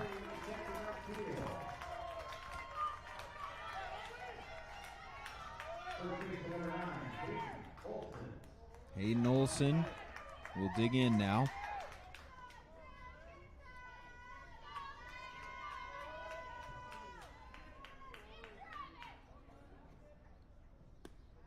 First pitch down low, ball 1. Olson's 1 for 3 in the game. He's driven in a couple of runs.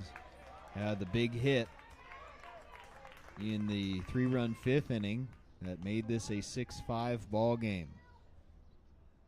1-1 pitch in the dirt.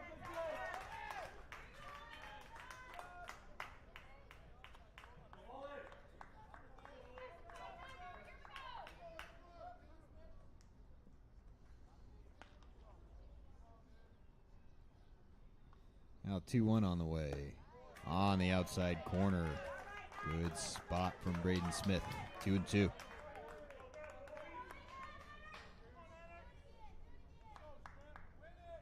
Next pitch on the way. Smoked. Foul into the right field corner. Olson turned around on it, but just a little bit early. Count stays at 2 balls, 2 strikes, 1 out, nobody on. 6-6 ball game. This is what the regional championship's all about. Playing your best baseball at the end of the season. Next one in the dirt.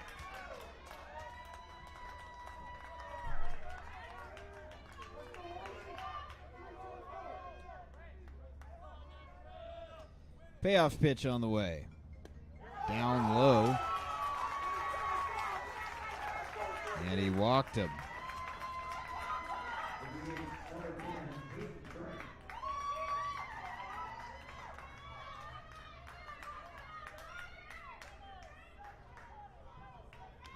That brings Hayden Frank to the plate. The go-ahead run now on base with one out here in the top of the 7th inning. Frank fouls off the first pitch.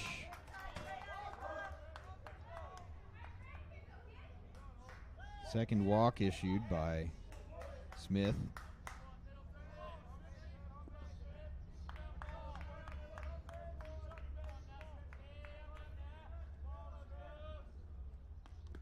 And that one down in the dirt. 1 ball, 1 strike.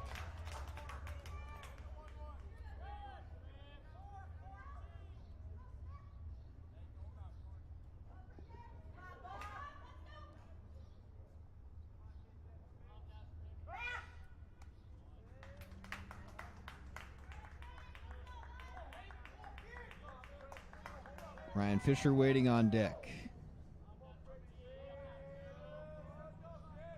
Here's the 1-1. It's in the dirt, gobbled up by Jorgis behind the plate. Right-hander up in the bullpen for Millard South. Things quiet down the right field line. This is Owen Nero's game to finish. At least that's what it looks like to this point. 2-1 pitch. Grounded towards short. Throw to second in time, and the return to first going to be late. Nice job to get the leadoff man, Indies. And there's 2 outs. Number 13, Ryan Fisher. That ball not hit all that hard. No real chance to turn a double play. But Millard got the important one, and now with 2 outs, it'll be up to Ryan Fisher to keep the inning going. Tying run aboard at first base. Hayden Frank goes. And a bobble, and Frank's going to steal second.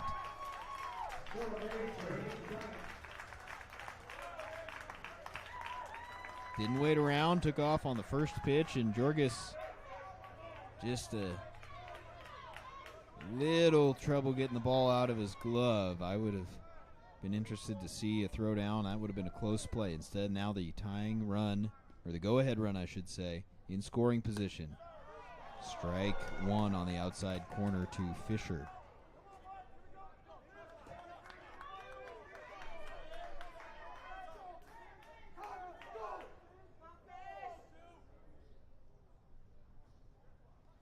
Big spot in this regional championship semifinal.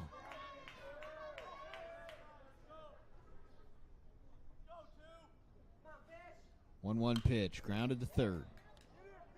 Throw across is good, and Braden Smith puts up a 0 in the top of the 7th.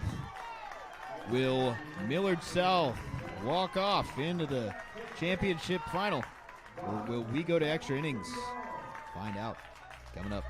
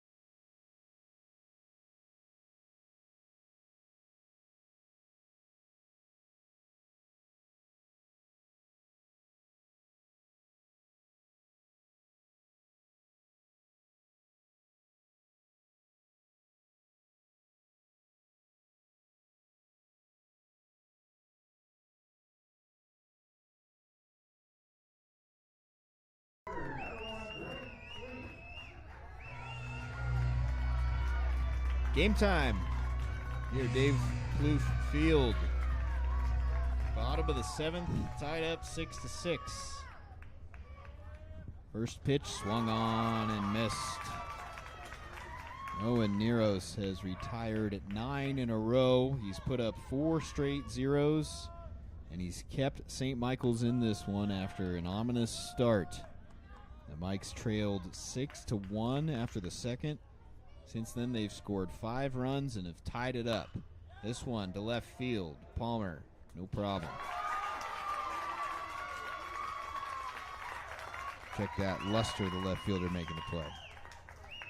Second baseman number 4, Brayton Hodges.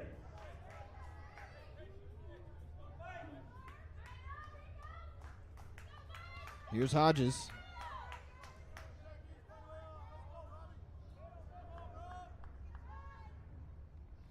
He takes up and out of the zone, ball 1. Pitch number 88 for Owen Neros. Grounded right back to him. 2 gone.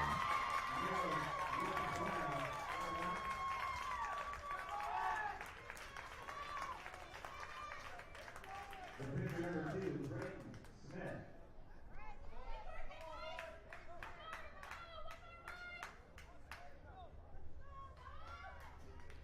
Here's Braden Smith now with 2 out, nobody on. Smoked foul and out of play. Smith 1 for 3 with 3 runs driven in this ball game.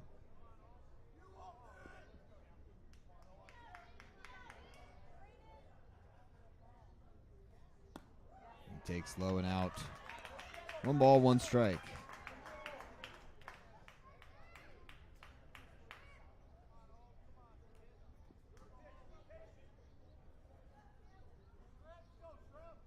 One pitch up and out of the zone. Easy take that time for Smith. Pitch number 92 for Neros. Remember, he can go 105, no more.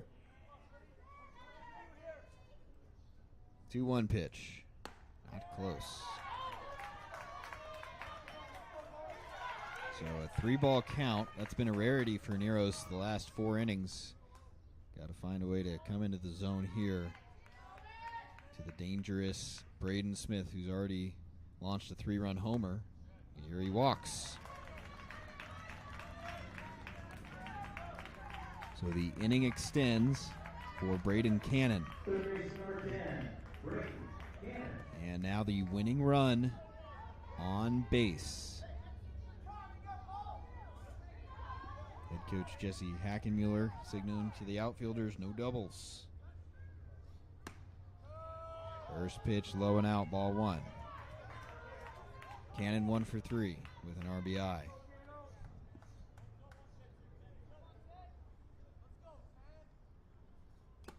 Swing and a foul tip into the glove of Amundsen. 1 ball, 1 strike.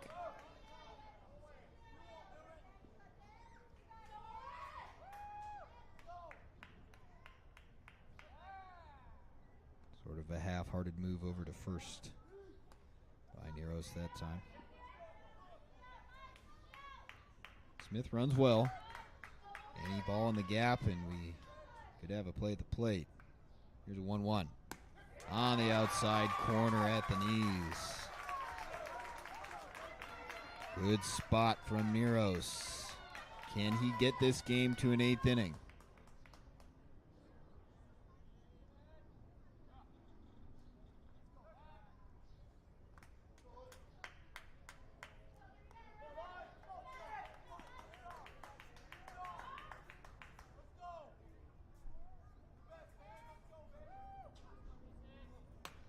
Just off the outside part of the plate that time, and it's 2-2.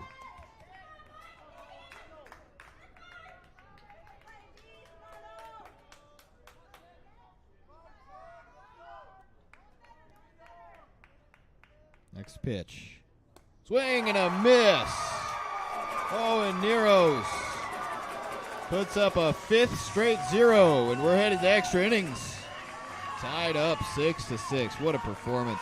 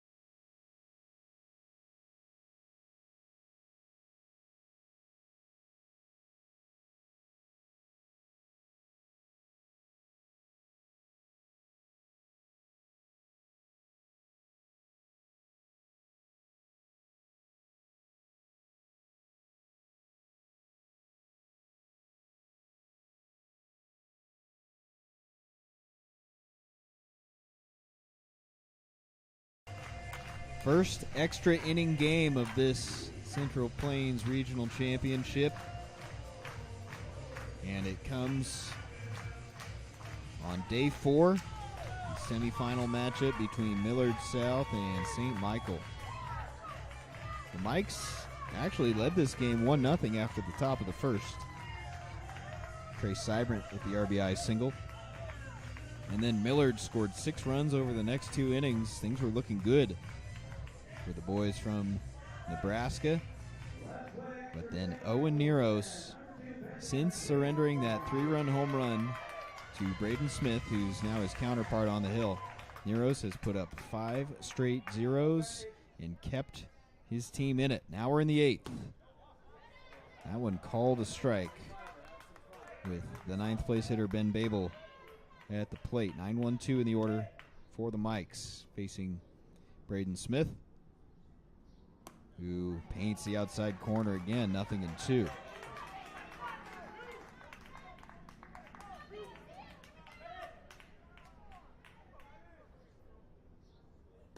Got him swinging. 3-pitch strikeout. And there's one gone. Good sequence there from Braden Smith. Going with the off speed and the 0-2 count, and Babel couldn't hold up. Here's the leadoff man, Hunter Palmer, who's been stellar once again in center field today.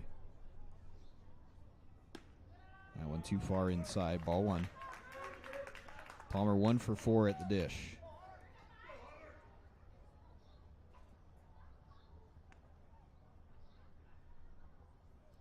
That one not close in the turf, and it's 2 balls, no strikes.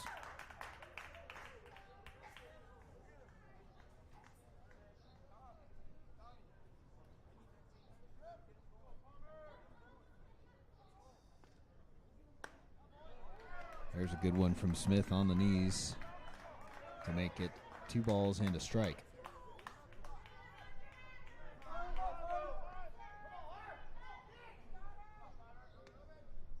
Grounded to third base. Throw is in time. Good play from Braden Cannon. 2 up and 2 down. So it'll be up to the shortstop, Matt Mollick. He's 2 for 3 with a couple of runs scored. Gonna try and reach here with 2 outs in the top of the 8th inning. 6-6. Skied to center field. And making the play, Hurd for out number 3. What an inning from Braden Smith. Another chance for Millard to win it. We'll go to the bottom of the 8th.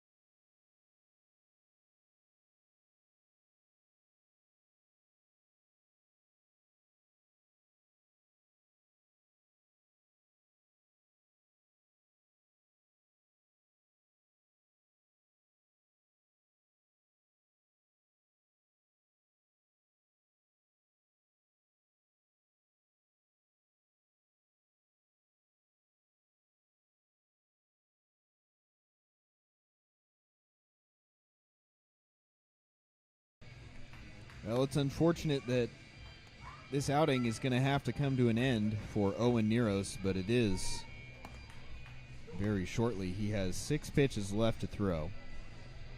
Well, there's a caveat to that, but he's starting this inning at 99. The most you can throw in a day is 105.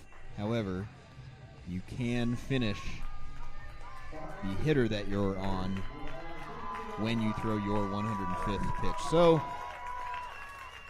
outside chance he'd be able to finish this 8th if he can get it done in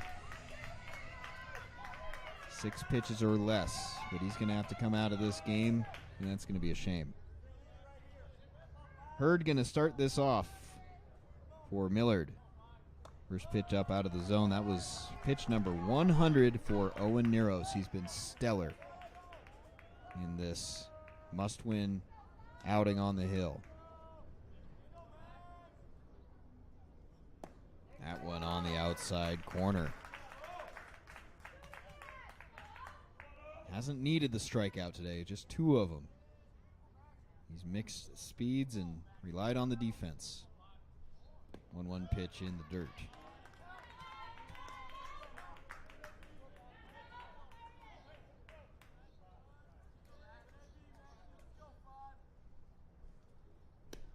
Two one is down below the knees. 3 balls and a strike. We'll see if Hurd can square something up here. Outside, he lost him. And Conlon Grady will be the final hitter that Owen Neros faces. Next pitch will be number 105. He can finish Grady, so he can go over the 105 mark, but this will be it for the right-hander. Bunt shown, popped up, and Neros ends his outing by getting a putout. And he's going to get a standing ovation from this Mike's crowd as he knows it. He's got to come out of this game. But what an effort on the hill. Pitches into the 8th inning, the longest outing by any pitcher in this tournament so far. And Neros keeping his team in it to the very end.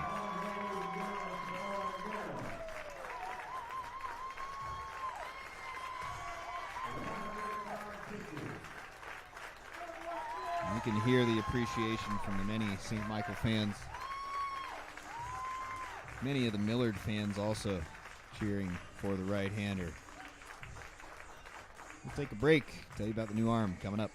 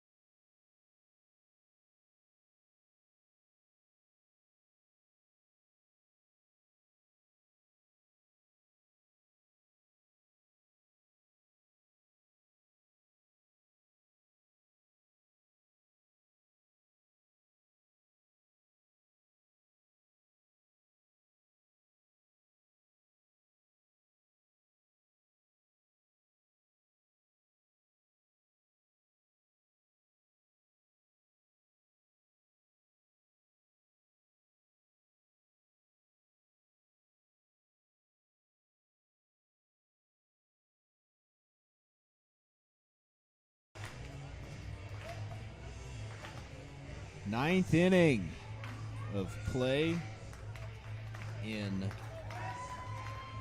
subjectively the best game of this regional so far, but no question it's been the most tightly contested first extra inning game. Just a tough battle all the way across. 6-6, neither of these teams wanting to see their season come to a close. First pitch to Caden Amundsen on the outside corner. Braden Smith back out for another inning of work out of the bullpen. Delivers strike one. In on the hands, fouled back and out of play.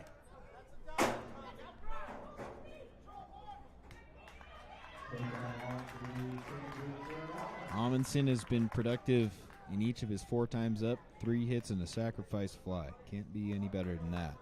Here he's behind in the count, 0-2.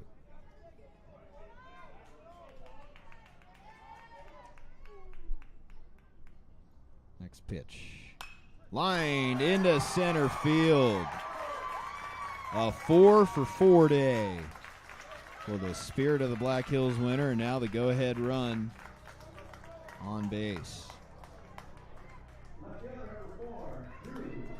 In an 0-2 count, Amundsen just punching it right back through the box. Here's Drew Luster.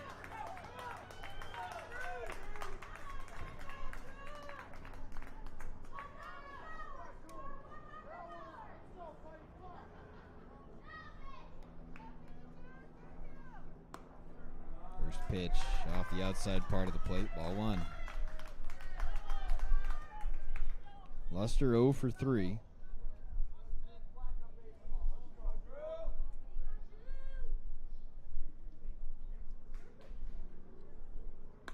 That went on the outside corner right at the knees. Good spot from Braden Smith, who has been stellar since taking over. Put up zeros in each of the last 2 innings. He's played his part in getting this game to a 9th.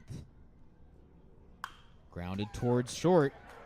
Backhand sliding stop and a throw to second in time. What a play by Noah Findes. Well, he was shaded up the middle, sort of in double play territory, and that meant an otherwise routine ground ball became a tough play, but he made it. Round number 1. It's going to go into the books as a simple ground out, but far from that. Good play by Noah Findes. 1 gone. Here's Sibrant.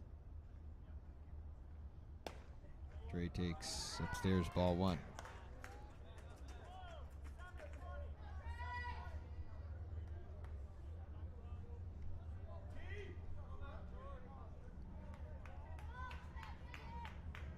One gone, top of the 9th. Sibrant fouls the next pitch back. Count even at a ball and a strike.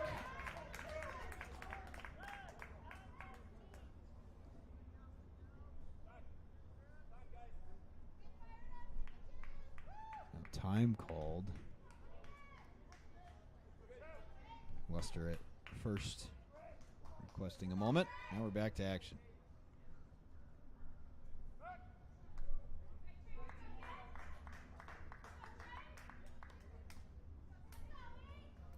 Who will break through next? Haven't had a run since St.Michael tied it up in the top of the 6th. That one at the knees, outside corner. Good spot from Smith. Paint right there.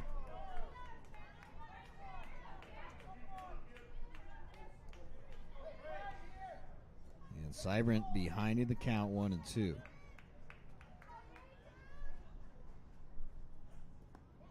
In the dirt. This is going to be a spectacular win for one of these teams and a crushing loss for the other. Just both leaving their hearts on the field. So it makes this time of year special. Regional championship semifinals. 2-2 pitch. Got him! Braden Smith with his second strikeout. There's 2 gone in the 9th.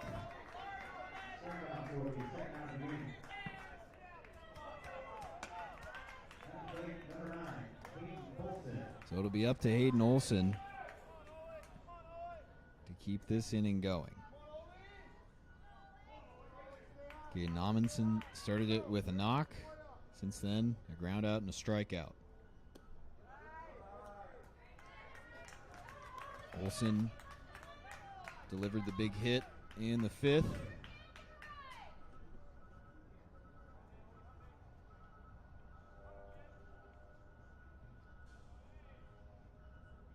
Runner goes. Pitch called a ball and the throw to second. In time, no. Unable to keep it in his glove was Braden Hodges. Otherwise, they may have got the runner. Instead, now the go-ahead run in scoring position.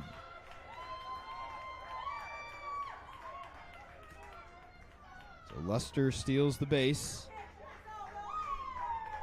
Olson ahead in the count, 2-0.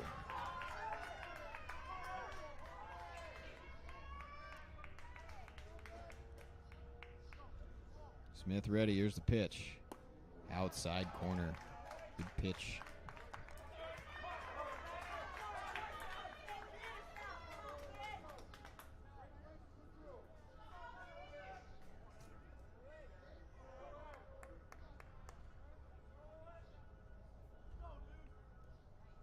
In the dirt. Easy take that time for Olson. And it's 3 balls and a strike. He can be selective here. Should get a good pitch to hit, and instead they're going to walk him intentionally. Probably the smart move for Millard South. Avoid Olson's bat.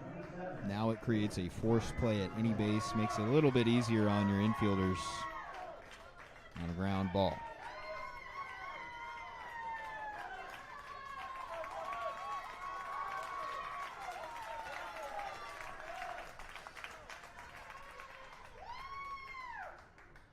Here's Dylan Byer for the first time today. Byer came in to play first base last inning. Skies one to left field. And there to make the catch for out number 3 is Moriarty. So the side out. Nice job by Braden Smith to put up a 3rd straight 0. Bottom of the 9th coming up.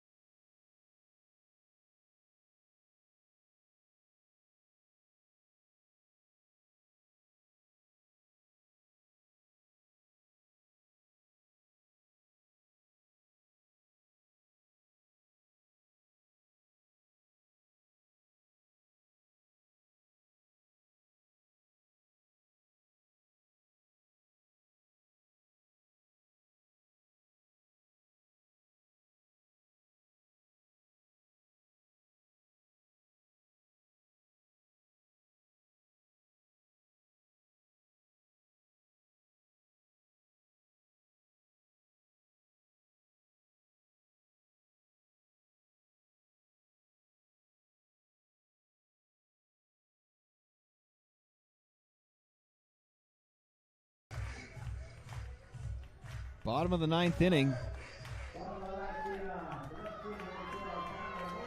Will Millard South break through? Or will this game continue? Almost don't want this one to end. 6-6 again. On the outside corner, strike 1 to the 9th place hitter, Tyler Moriarty.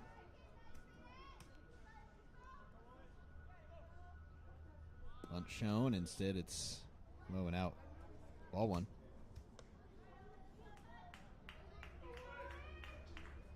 Now, Millard South head coach Greg Geary going to call time and talk to his right fielder.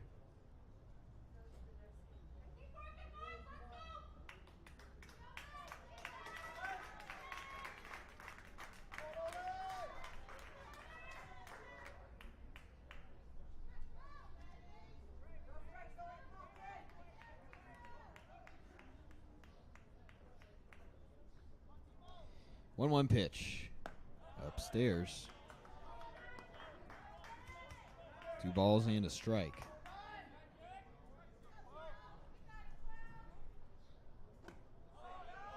And Olsen just missing the outside corner there. So now Moriarty ahead in the count, 3-1. Trying to reach here in the bottom of the 9th inning. That one on the corner to push the count full.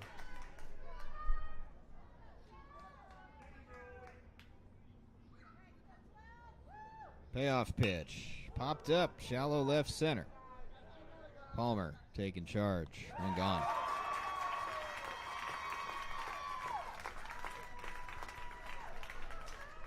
Now batting, number 1, Braden Sweet. Back to the top of the order. Braden Sweet will dig in. He's 1 for 3 in the ball game.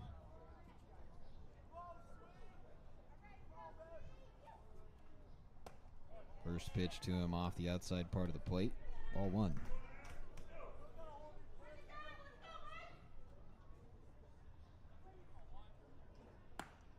That one in there is Olsen working quickly on the hill. Trying to get his team right back into the dugout. 1-1 pitch. Lofted, shallow center. Palmer's not going to be able to get this one as he leaps up to knock it down and makes a good throw into second to make sure that Sweet is limited to a single.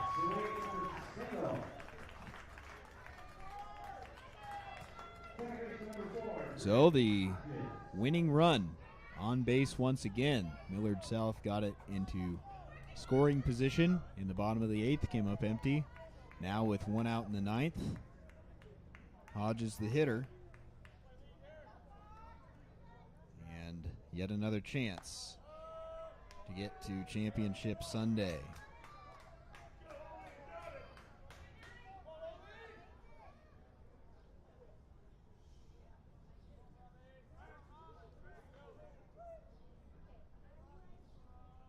One-0 pitch on the outside corner.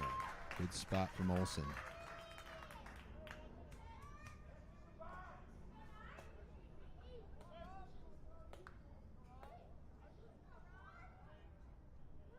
Now the 1-1. Popped up foul and out of play. 1 ball and 2 strikes.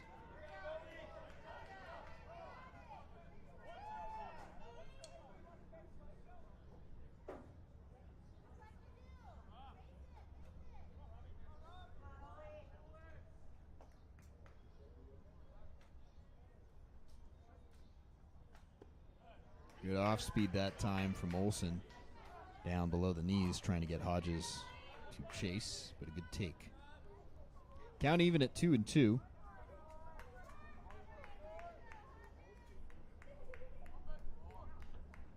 Sweet the runner at first. In there, got him looking. Big strikeout for Hayden Olsen, and there's 2 gone.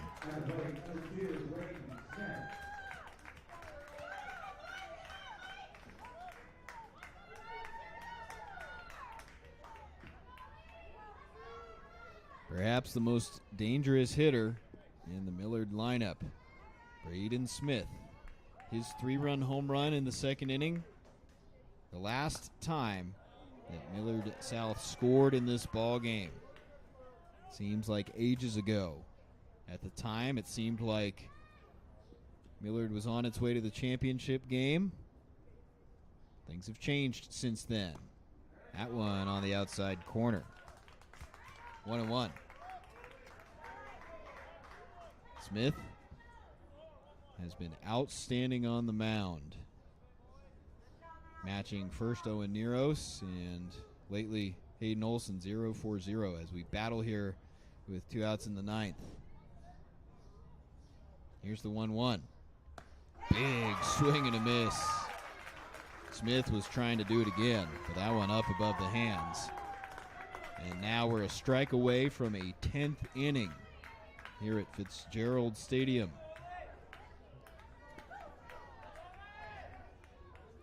Olson ahead in the count, 1-2. In the dirt, runner was going, gets away from Amundsen. Sweet will stay at second.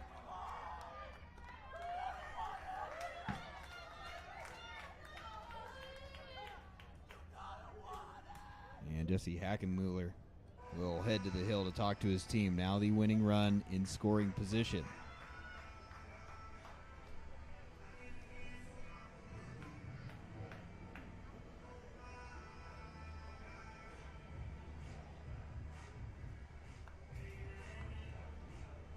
Big spot in this game. A base hit could end it.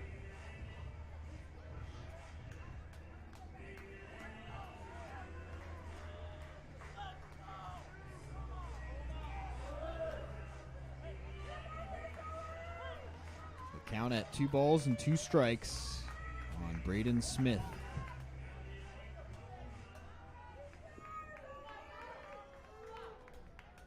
Olson ready. Here's 2-2. High fly ball to center field and deep. But there's Palmer. And we're going to the 10th. What a ball game. Don't go anywhere.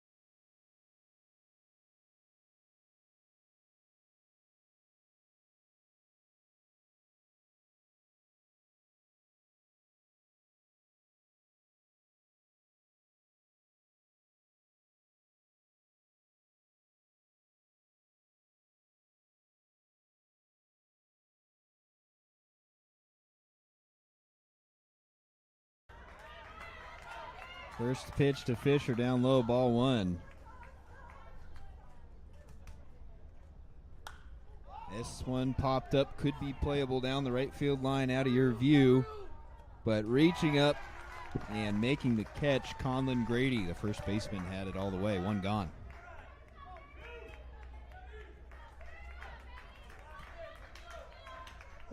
Here's Ben Babel. Babel 1 for 3 in the ball game.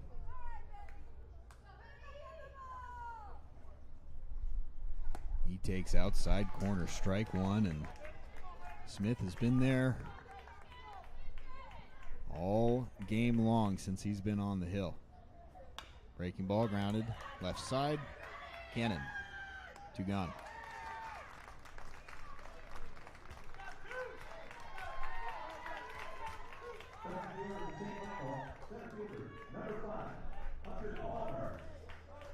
Top of the order, and Hunter Palmer, who was all over that Semi-deep fly ball off the bat of Braden Smith in right center. Thought maybe off the bat just for a second it might end this ball game, but got to remember who's in center field for St. Michael, and not many better than Hunter Palmer, who gets ahead 1-0. Hunter 1 for 5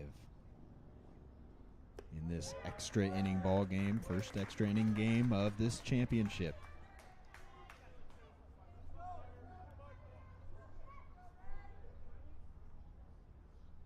2-0 pitch, grounded foul.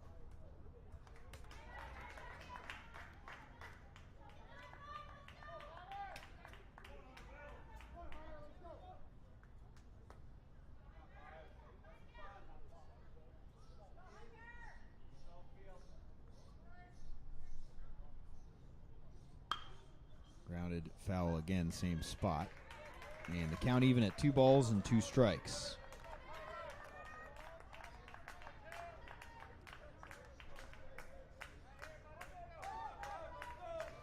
Smith trying to get his team right back up there.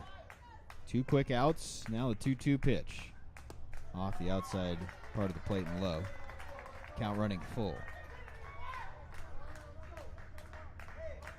Good crowd on hand here at Dave Plouffe Field on day 4 of this championship. Millard fans and St. Michael fans taking in this great ball game. 3-2. Skied into center field and playable for Hurd. 1, 2, 3, top of the 10th for Braden Smith. He's been outstanding, and Millard another chance to win it.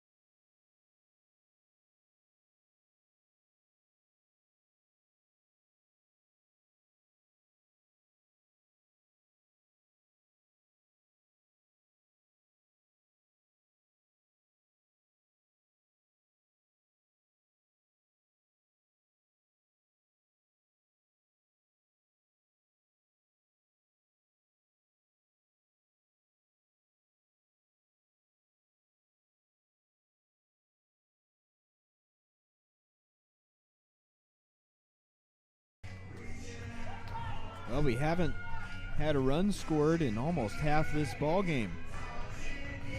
Top of the 6th inning. St. Michael tied it up. 0s since. For Millard, it's been even longer. A 4-run second inning. And 0s since. Olson back to the hill to face Braden Cannon, the Millard third baseman, who quickly falls behind in the count, 0-2.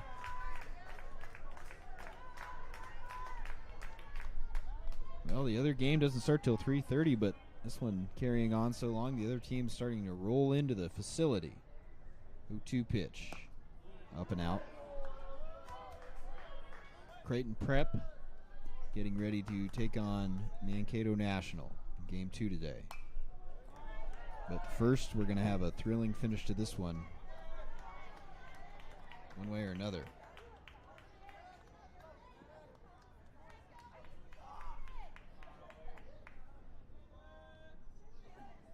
Here's the 1-2. Fouled back and out of play. Count stays at 1 ball and 2 strikes.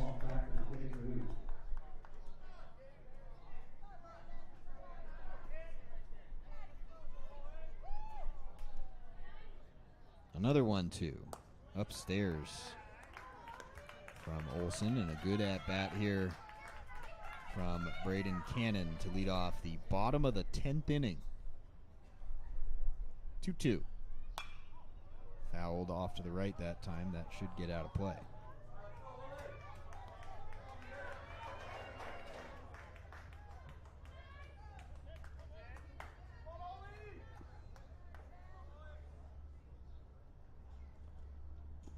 That one bounces off of home plate to run the count full at 3 balls and 2 strikes.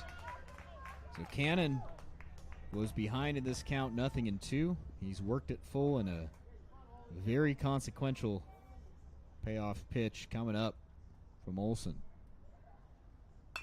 Grounded to third. That's going to be just foul.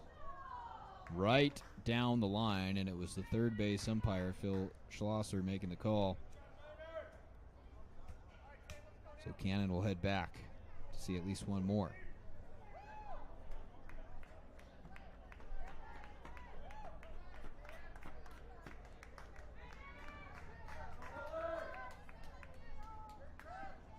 Good battle here to start out the bottom of the 10th. Another 3-2. Just getting a piece. Cannon to stay alive.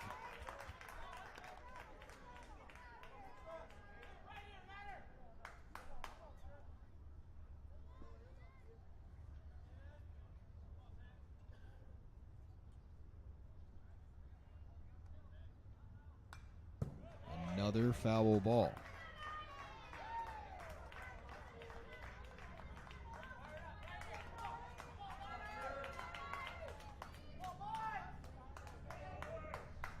An 11 pitch at bat to start the 10th. How will this one shake out? Another 3-2. Down low, he walked him. What an at bat by Braden Cannon. To draw the leadoff walk. And once again, put the winning run on base. Millard has had the winning run aboard in each of these 3 extra innings. Each time St. Michael able to get out of trouble. Here comes Max Hurd. Bunt shown, pitch in the dirt.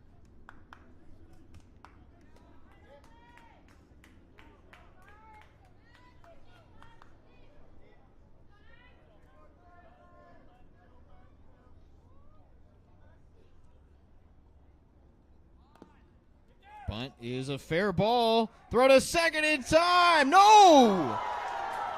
They're going to say he was safe. And Amundsen can't believe it. He made the heads-up play to come out, field the bunt, and throw down to second. Looked like it was in time, but it must have pulled Malik off the bag. He didn't need to make the tag, but he did reach down to make it, which tells me that he must have been off the bag. If you're the shortstop there, you're not going to reach down and try and tag the runner unless you know that you're off the base. And that's what Jesse Hackenmuller is asking the second base umpire about. It's a force play. You don't have to tag him, but not much of a protest. And I think Malik might have tipped to us that he was off the bag by trying to make that tag. So a huge play there. And instead of getting the lead runner, it's 2 on with nobody out.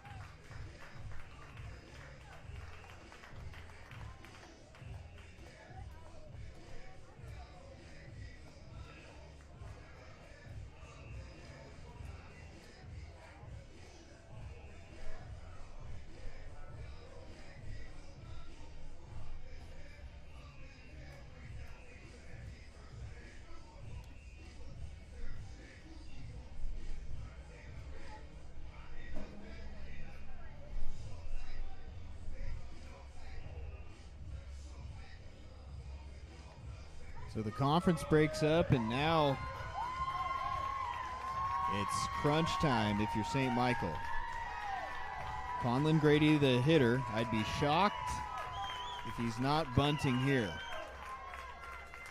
With runners at first and second, nobody out. This almost seems automatic. And he fouls the first pitch back. Can Olson pull one more Houdini act and get out of this one? This is the most severe jam yet He had to deal with the winning run on base in each of the last 2 innings. Bunt is down. Throw to third, and it's not in time. Big gamble there by Olson. And it didn't pay off. Now, Hackenmuller quickly calling time. He wants to ask about something here.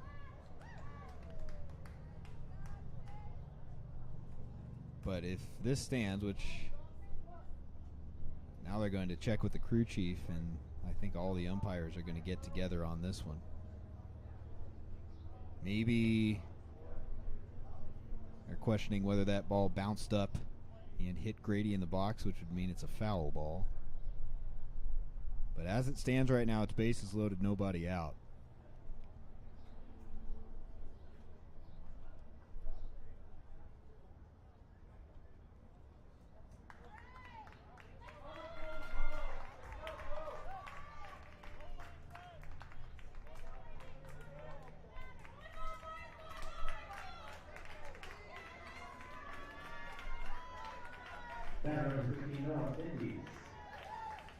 So here's Findy's chance to win it for Millard. Fouls the first one back and out of play. Bases loaded, nobody out.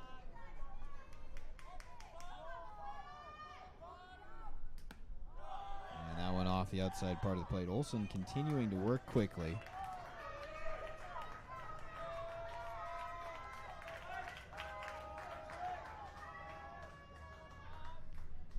One. Grounded to short. Chance for a play at the plate, and they get him. Throw to first. In time. Double play.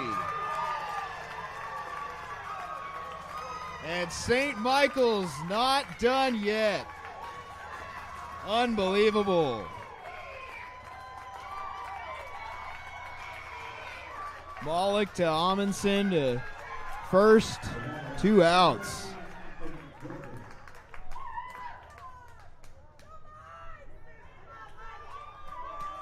So now all of a sudden, 2 outs and 2 on. Jorgis takes outside corner, strike 1. What an amazing finish to this ball game. Can Jorgis finally end it, or are we going to the 11th? Here's the 0-1. Outside, 1 ball, 1 strike. And Amundsen going to come talk to Olson, slow him down a little bit. Just an unbelievable double play turned. 6-2-3. How good has Caden Amundsen been today and all tournament long? Just the savvy leadership. 1-1 pitch. Sky to right. Fisher back. Is it over his head? It is! And Millard South wins it. In the bottom of the 10th, Ashton Jorgis delivers the winning hit. And after all that, the boys from Nebraska live to see another day. They're headed to Championship Sunday. 7-6 your final. What a ball game. St. Michael sees its season come to an end, but what a battle. And that's what this tournament is all about.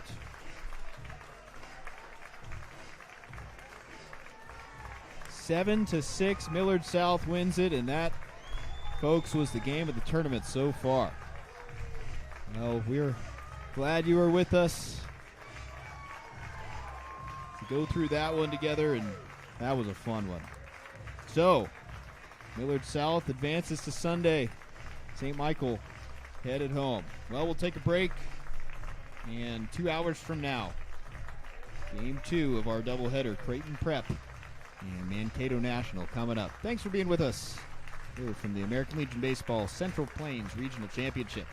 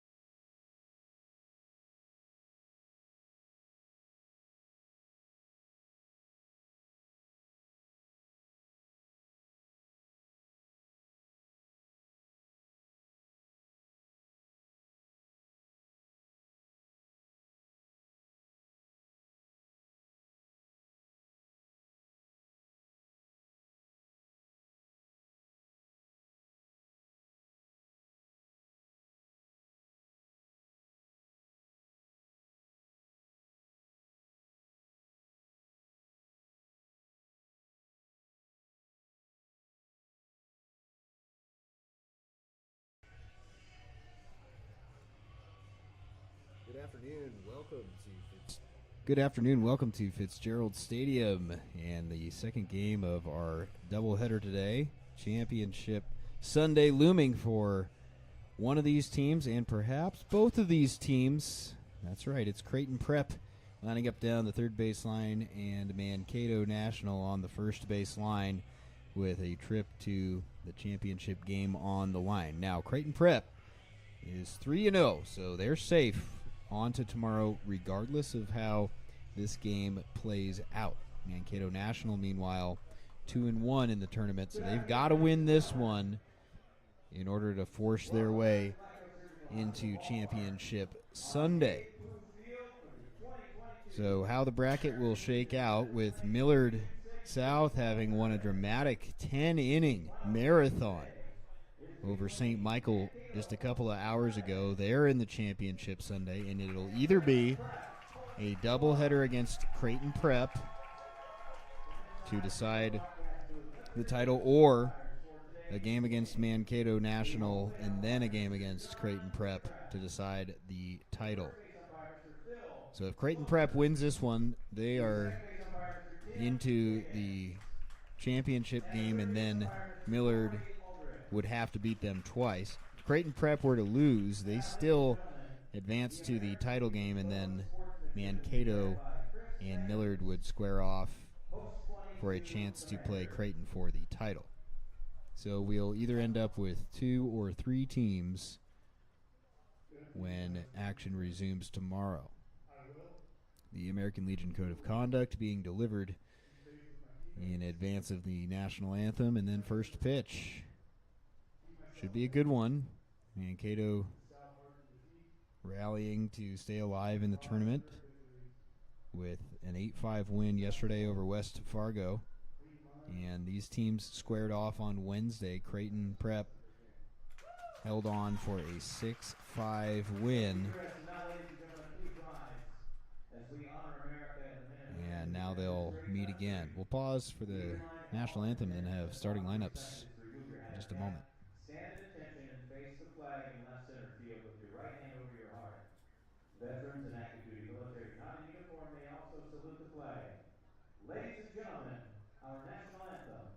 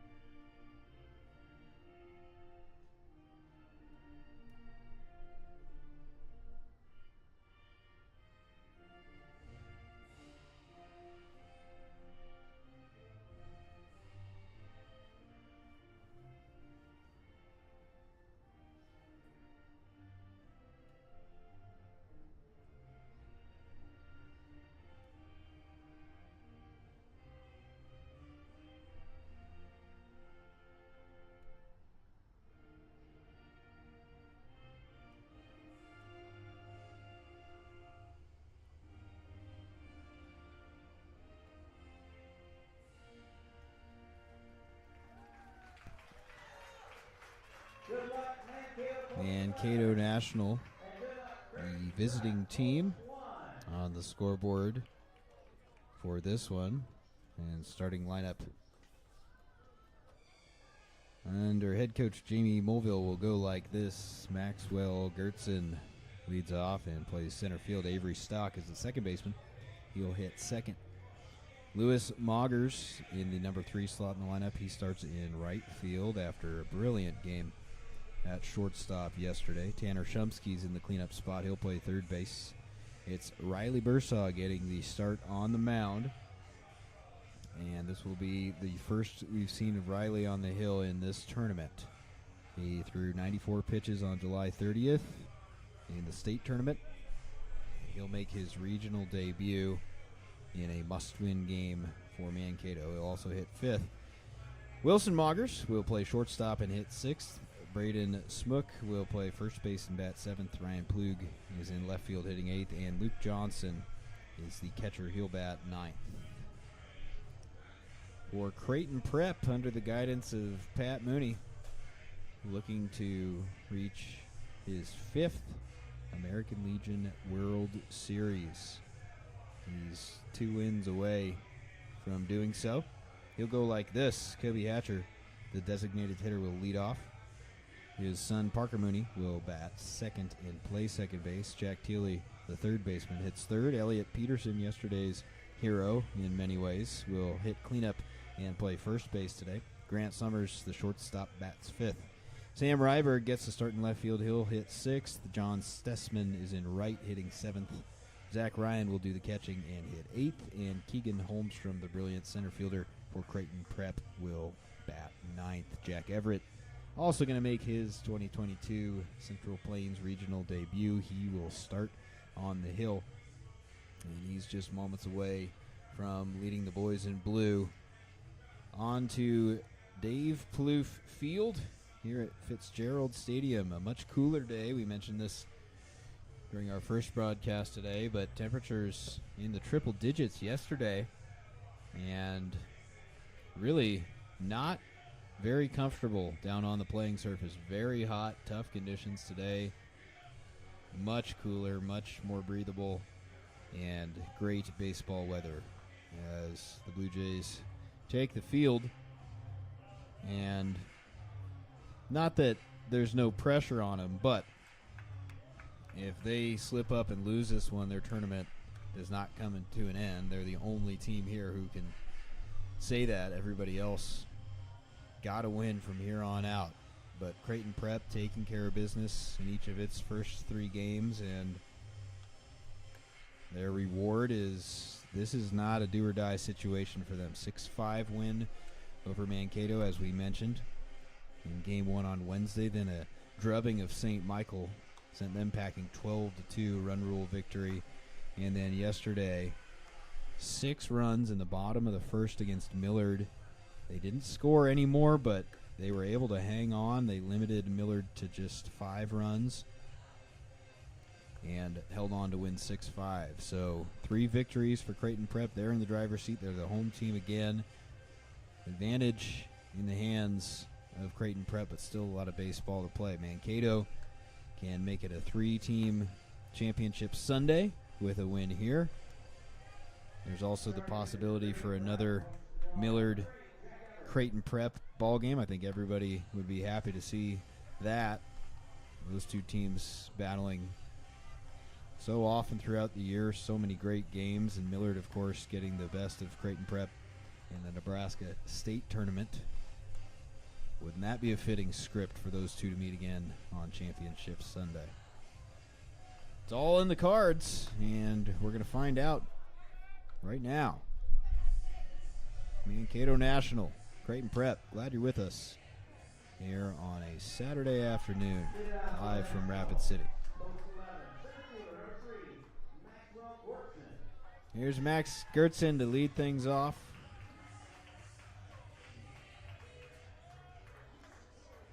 Gertzen hitting .364 on the week, 4 for 11 at a leadoff spot. He's done a nice job of getting on base. First pitch at 3:30, misses upstairs, and we're underway.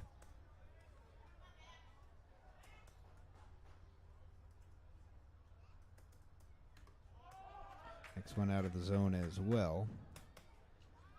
So Everett falling behind the first hitter he has faced at this tournament, the left-hander, standing 6'4".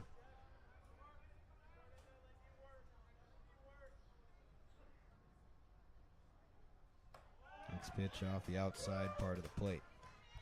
So 3 fairly easy takes for Gertzen to lead off. And gotta imagine he'll be taking this pitch here as he tries to get on base, and he does, and it's high, and it's a 4-pitch walk.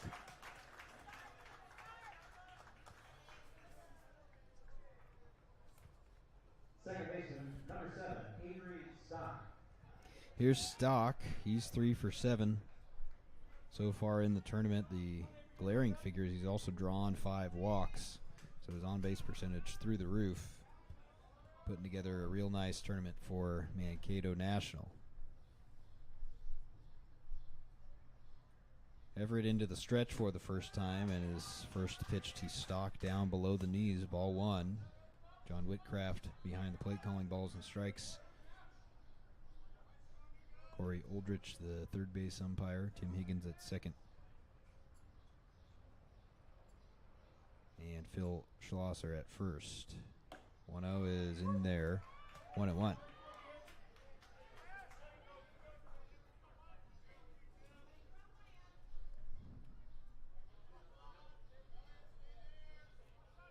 So after 5 straight out of the zone, Everett comes in. And he'll make a move over to first, throws it in the dirt. Peterson able to keep it in front, though. Elliott caught yesterday and then came in to close out the game, earned the save on the mound. He's been busy this week. Got a big home run in the run rule victory for Creighton Prep as well. He's at first base today. Here's a 1-1 pitch. Bunt shown, gets it down. Throwing on the run and in time, Jack Thiele, a nice play. And Stock gets the job done as he moves Gertzen to second base. Here's the right fielder, number 14, Lewis Mocker. What a game Lewis Moggers had at shortstop yesterday, playing behind little brother Wilson Moggers, who was brilliant on the hill to get Mankato to the semifinal round. Lewis was just outstanding up the middle. Here he is with a runner in scoring position and 1 out. We talked with the Moggers brothers after the game and got a little chance to hear about their playing history together. It hasn't been all that long that they've been on the same team together. There's a baseball behind home plate. Somebody alerted John Whitcraft, home plate umpire, hey, there's a ball right about on the word field, where it says Dave Plouffe Field, and got that taken care of. Next pitch outside, and it's 1-0. But you could tell just talking to the Moggers brothers, they're having a blast being on the same team together, and Wilson saying, well, it's not all that often that Lewis plays shortstop, and that's because Wilson's usually there, but yesterday he was on the hill. 1-0 pitch. Inside corner, long throw to second. They got him. Gertzen looked like he was safe, but then the left arm didn't get there. Tag slapped down and a big second out.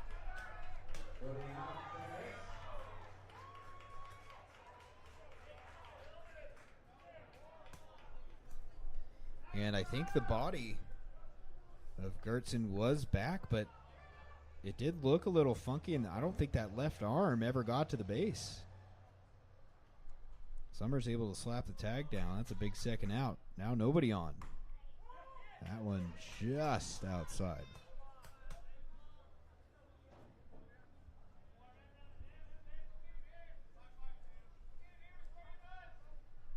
So that turns the tables a little bit. Moggers the leading hitter, by the way, on this Mankato team. He's 9 for 5 in the tournament. This one to Parker Mooney at second. So the side is retired in order, thanks to the back pick at second base from Zach Ryan. And Everett puts up a 0 in the top of the first.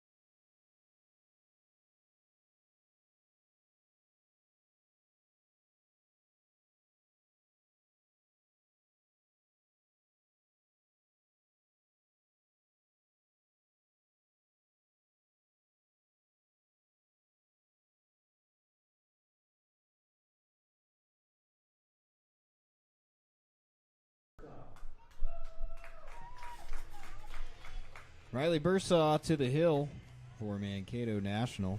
He threw 94 pitches on July 30th at the state tournament. Hasn't pitched since. First we've seen of the righty. Here in the regional, behind him defensively, Ryan Plugs in left, Max Gertzen in center, and Lewis Moggers in right. Tanner Shumsky's the third baseman, Wilson Moggers at short. Avery Stock, the second baseman, and Braden Smook is at first. And behind the plate, it's Luke Johnson doing the catching. Here's Kobe Hatcher, the DH, in the Creighton Prep lineup to dig in and get the bottom of the first started. He takes outside ball one.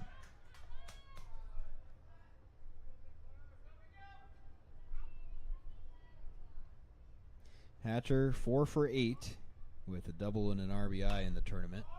Fouls the next pitch out of play. Just 2 stolen bases for Creighton Prep on the week, and Hatcher's got one of them.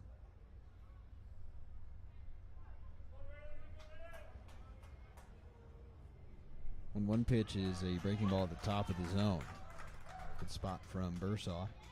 What a ball game we had earlier today. If you were with us, you caught a real gem of a game. 6-6 all the way until the bottom of the 10th inning. Ashton Jorgis, the walk-off hit with 2 outs in the bottom of the 10th. First run that Millard had scored since the 2nd inning. Somehow they're able to win and stay alive. Here's a 2-2. Lofted into medium deep center field towards the gap. But ranging over and making the catch, Gertzen for out number 1.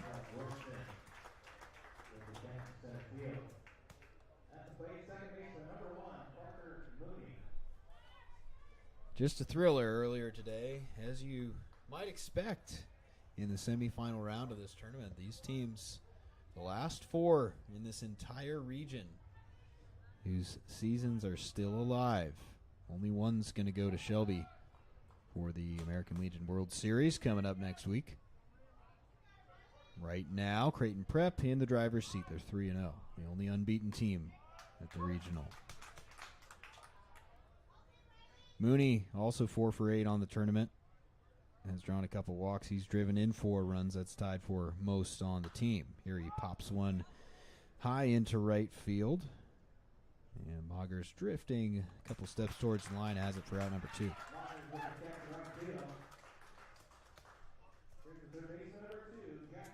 So a couple of flyouts, and here's Jack Thiele with the bases empty. Thiele just 1 for 8, looking to get his bat going here on day 4 of the tournament.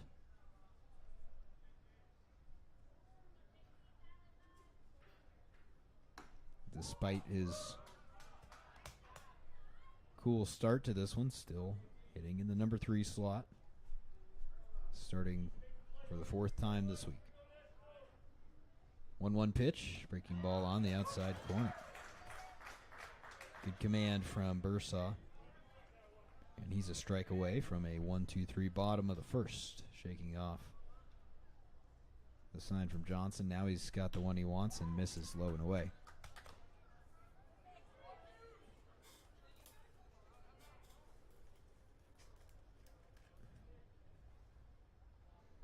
2-2 pitch.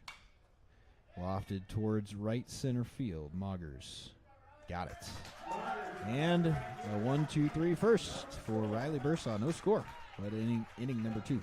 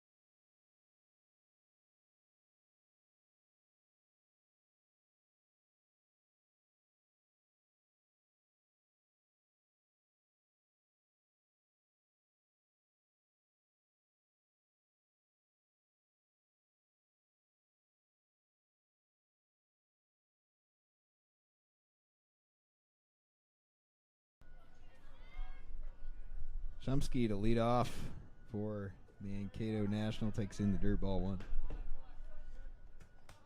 Tanner pitched such a great game in game 2, the 7-2 win over Rapid City. Swing and a miss that time. Went the distance. Just 4 hits allowed, 2 runs, struck out 10. That continues to be the high by any pitcher in this tournament. Where he waves and misses at an off-speed pitch. Shumsky also, by the way, hitting 5 for 11. That's .455, 3 doubles, and 5 runs driven in at the plate. Here he's behind in the count 1-2, facing Everett for the first time. Grounded towards the middle. That's going to be caught. The throw to first base in time. Grant Summers flashing the leather up the middle to take a hit away from Shumsky. One gone.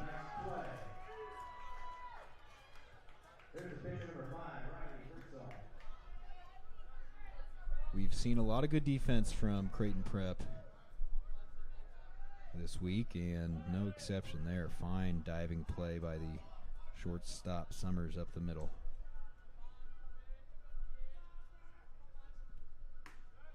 Here's Bursaw trying to help himself out. Takes down low, ball 1. Bursaw 4 for 8 with 3 doubles, and he leads the team with 6 runs batted in so far this week. So he's been, in some ways, their best offensive player, at least by measure of runs batted in. And he's got double duty today. Good first inning. He's trying to reach here against Everett.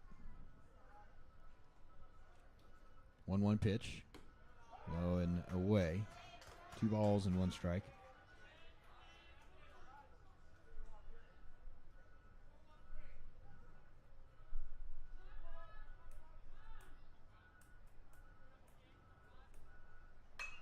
High fly ball to left field. That's ranging back towards the track, but there to make the catch, Ryberg for out number 2.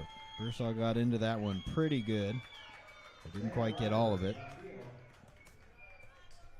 And there are 2 quick outs here in the second. Here's Wilson Moggers.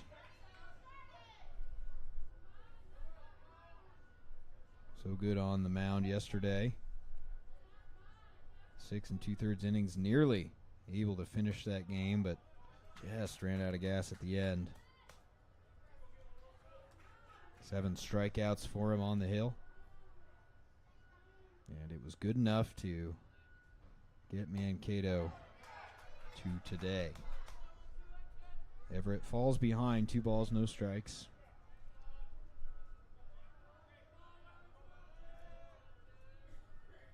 That one very high, and it's 3-0. Braden Smook would be next.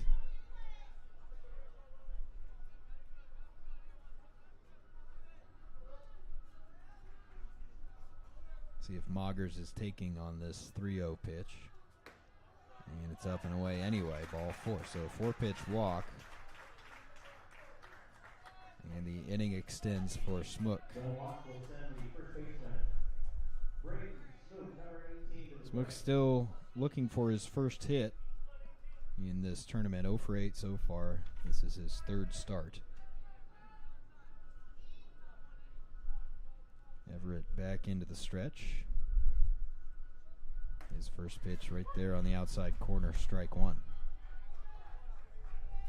Pitch count, not too much of a concern anymore now that we're on day 4, at least for these starting pitchers. Early in the week, it kind of plays more of a factor when you're trying to figure out how to keep guys eligible further on down the line, but tomorrow's it. So once these pitchers hit 31 pitches, they can't pitch tomorrow anyway. So the pitch count factor, at least early on in these games, not going to matter as much as maybe it did earlier in the week. 1-1 pitch swung on and missed.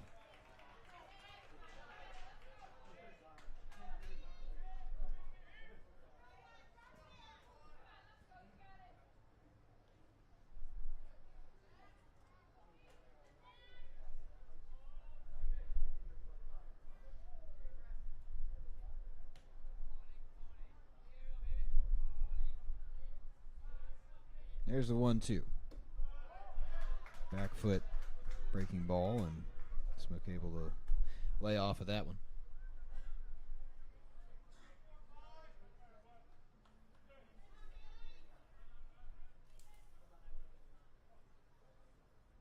Two balls, two strikes, two outs here in the top of the second inning.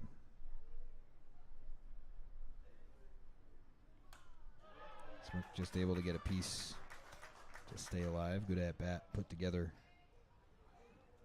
by the Mankato first baseman.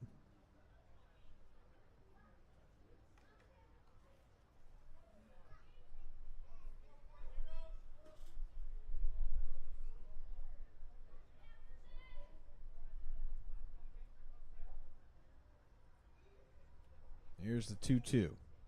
Swing and a miss. Everett, his first strikeout, and it ends the top of the second. No score yet.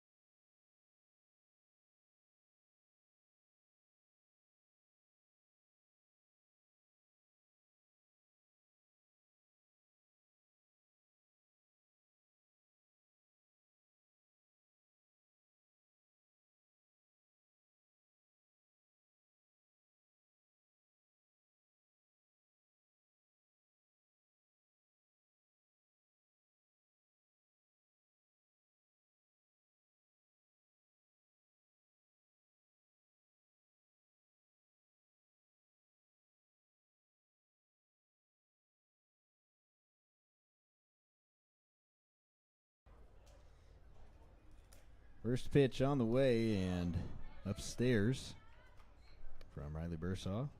First baseman number 12, Elliot Peterson. Elliot Peterson digs in to lead off the bottom of the second inning. No score. This one fouled off and out of play. Jack Everett with 29 pitches.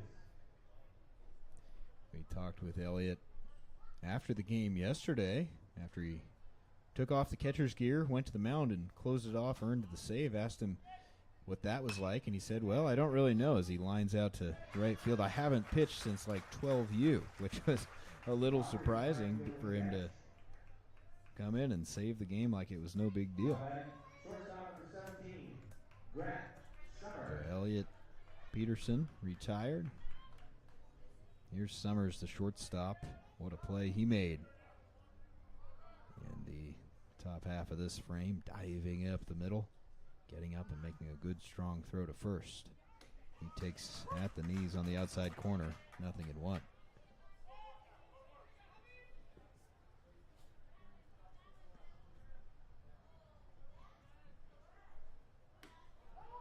Breaking ball low and out of the zone. 1 ball, 1 strike.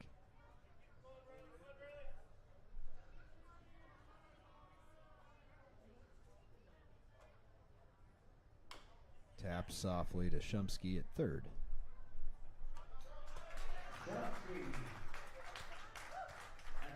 Two quick outs, and that will bring Sam Ryberg to the plate.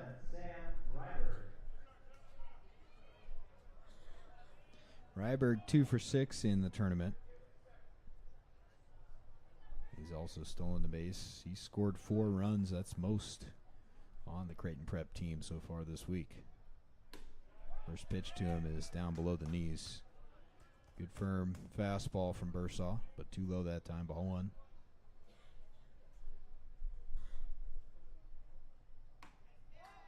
And he comes back and narrowly misses the outside corner, 2-0. First 2-0 count for Bursaw. And Ryberg letting it rip and fouling it back out of play, 2-1.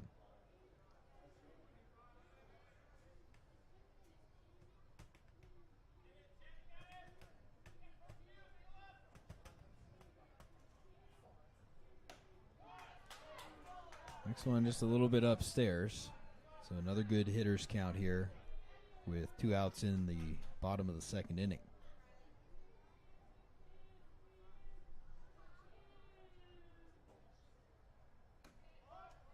And Bursaw just misses the inside part of the plate. So first base runner for Creighton Prep, and that will continue the inning for Jack Stessman.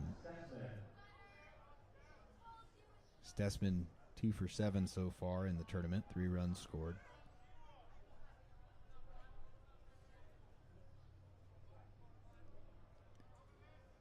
Bursaw into the stretch for the first time today. And his first pitch at the knees on the inside corner. Good spot for strike 1.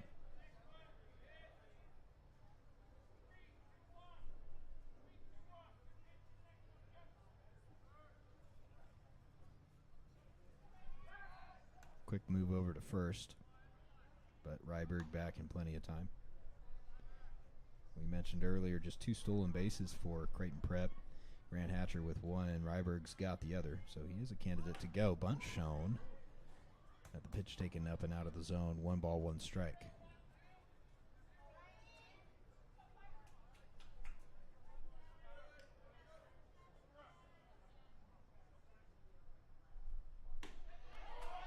Good looking breaking ball that time from Bursaw, but just missing. And he's got good stuff today. The pitches that are out of the zone are not missing by a ton. But he's behind in the count, 2 balls and a strike against Stessman. That one too high. So the second straight 3-ball count as Creighton Prep trying to put together a 2-out rally. No score yet here in the bottom of the second inning. 3-1 pitch. Sky to shallow left field. Plug under it, and he's got it for out number 3. Creighton Prep gets its first base runner, but we're scoreless through 2.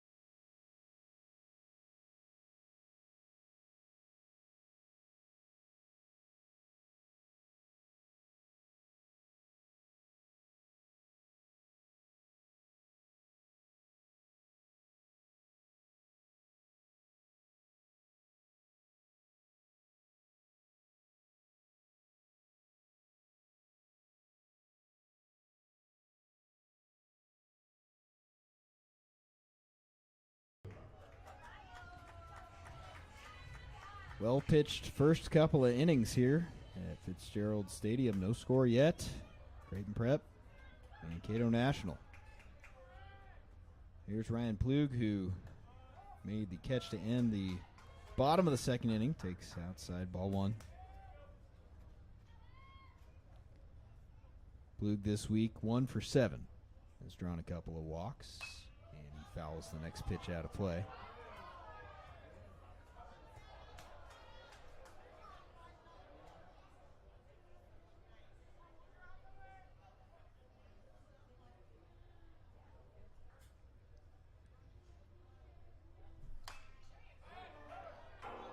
Plug late again and fouls off another one.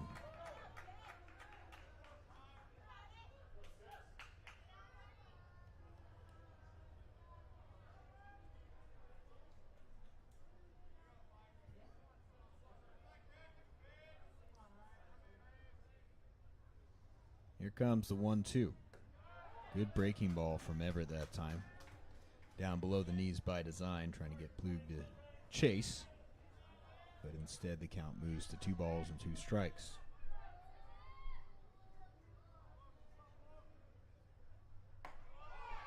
And that one not missing by much. Mentioned that Bursaw was not missing the zone by very much. That one real close to being strike 3, but just off the inside part of the plate. So now the count full to the leadoff man, Ryan Plug. Here's the payoff pitch from Everett. Lofted to the right field corner, and making the catch down the line, Stessman for out number 1. For that field, the catcher number 1, Luke Johnson.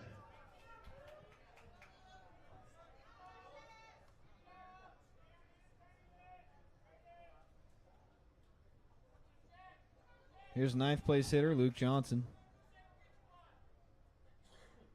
Also 1 for 7 on the tournament.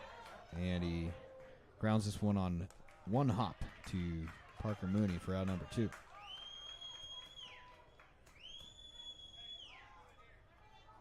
Back to the leadoff man, and Max Gertzen.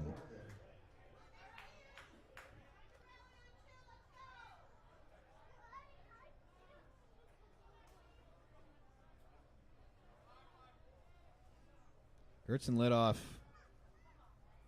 this game by drawing a walk, and then was picked off a second base. Could just see him a moment ago in the on-deck circle talking with somebody, presumably his family in the crowd, saying, I was safe. Sort of an awkward play where it did look like he physically got back to the bag in time, but maybe that his arm didn't quite reach out and get on it. But in any case, he was called out, and that thwarted what could have been a first-inning rally. The only runner in scoring position for either team as we play here in the top of the 3rd. Everett, meanwhile, a strike away from a 1-2-3 inning. Grounded softly to first base. Peterson will flip at the last second, and he's safe. A little bit too nonchalant that time. Peterson caught in between, thinking maybe he should take it himself. But by the time he flipped it to Everett, it wasn't good enough to get a diving Gertzen, the first hit of the ball game.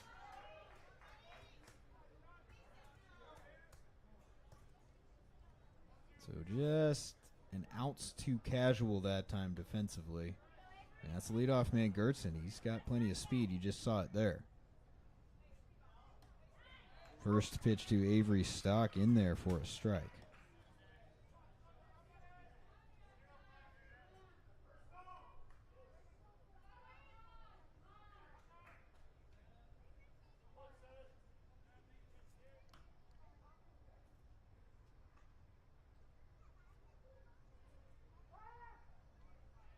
Time called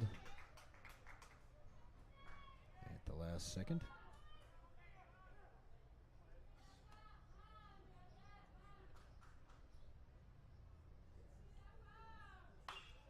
Skied into center field, tailing towards the gap, and on a slide, making the play, Keegan Holmstrom. Not an issue with Holmstrom out there. He's got it for out number 3. Still no score. We got a good one brewing.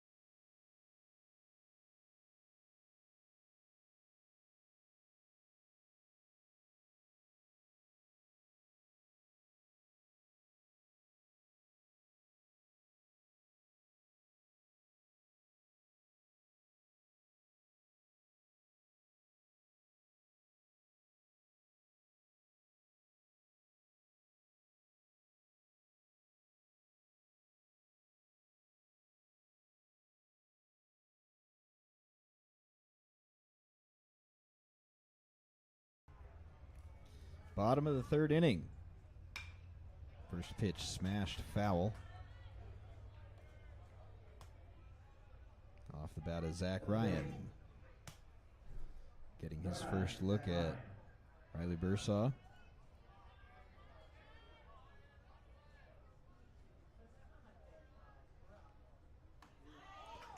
Bursaw comes back with an off-speed pitch and narrowly misses the outside corner. 1 ball, 1 strike.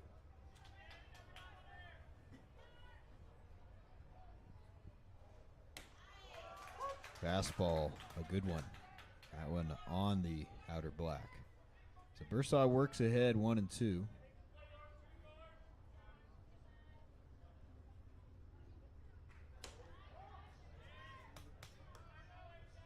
Both these pitchers looking good here on day 4 of the regional championship.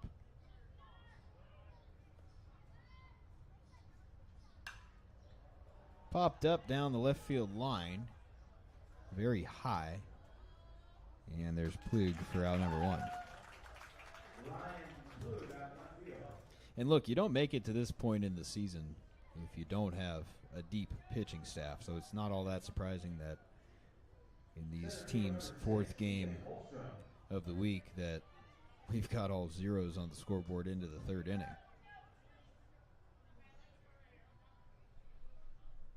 You just wonder how many bullets does everybody have left.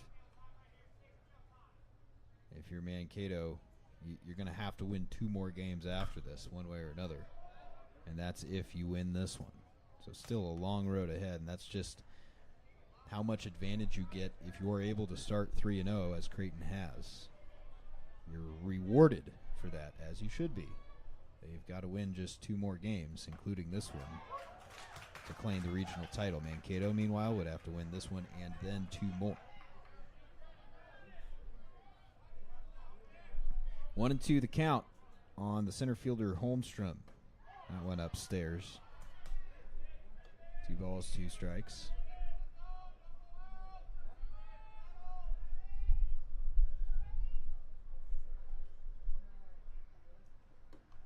Good breaking ball. And throwing down to first to complete the strikeout. Johnson for out number 2.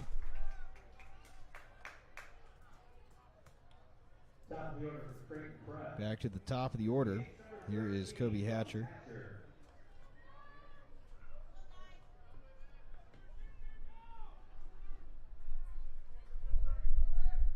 Hatcher 0 for 1.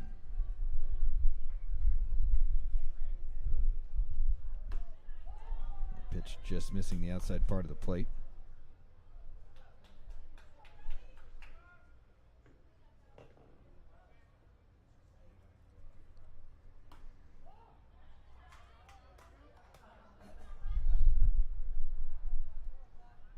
Two outs, nobody on.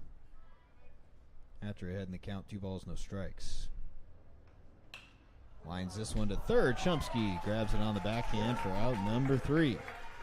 All zeros through the first 3 frames.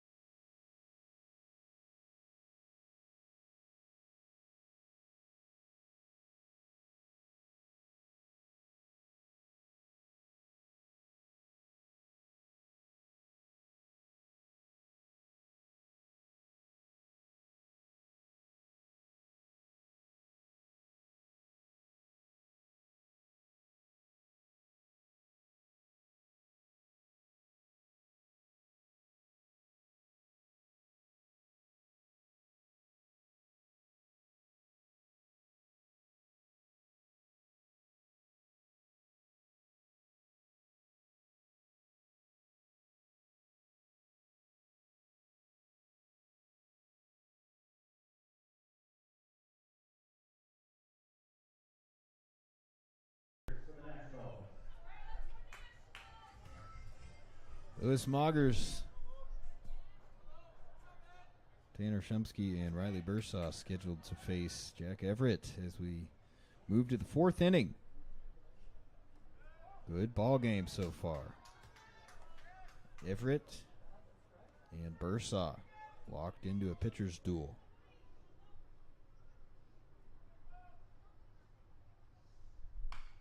This one lifted foul and out of play off the bat of Lewis Moggers.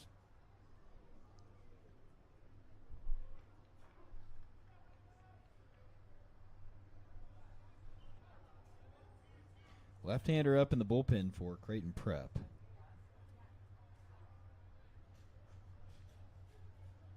One pitch. This one popped up left field line. Could be playable. And reaching out to make the catch, Jack Thiele, route number 1.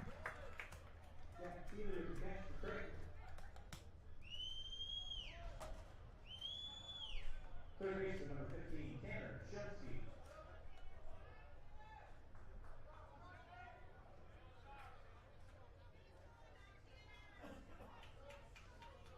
Tanner Shumsky will be the hitter.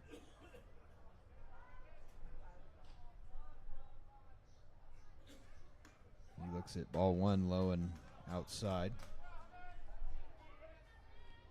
Shumsky robbed of a hit his first time. Shot a sharp ground ball up the middle. Summers was there to make a diving snag and throw him out. Inside corner. Good spot from Everett, and it's 1-1.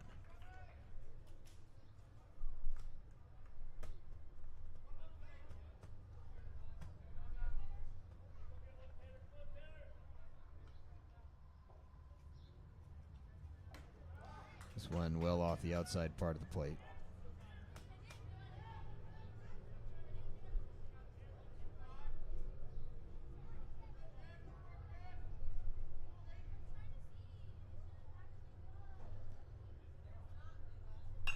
Chomsky shoots it to right field.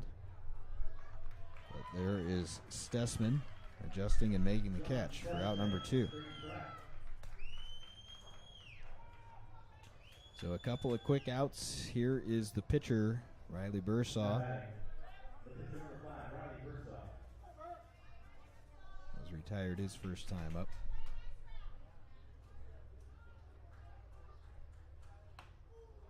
Checks his swing, but it's on the outside corner for strike 1.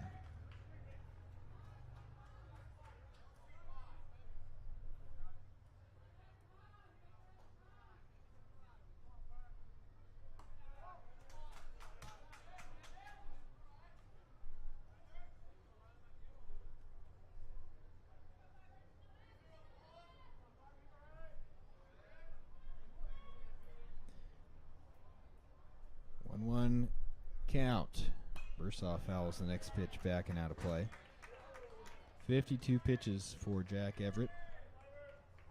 A strike away from getting through his 4th inning of work. Just the 1 hit allowed so far for the lefty, a couple of walks as well.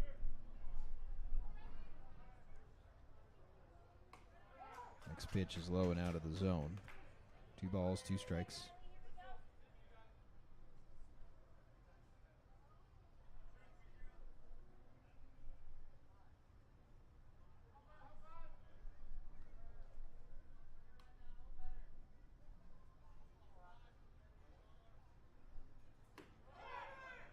Just missing the outside corner. Everett thought he had strike 3. He was moving towards the third base dugout. Instead, the count runs full on his counterpart, Riley Bursaw. Here's a payoff.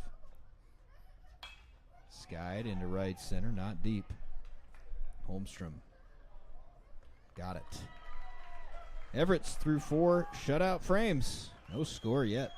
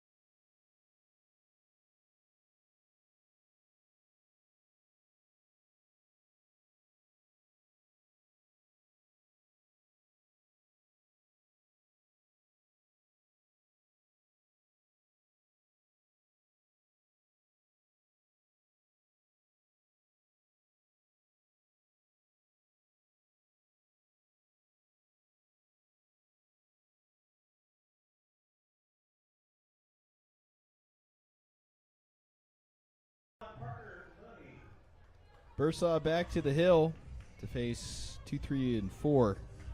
And the Creighton Prep lineup, Parker Mooney going to start things off.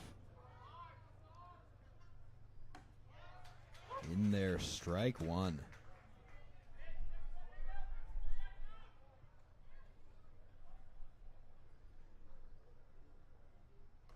Next pitch up and out of the zone.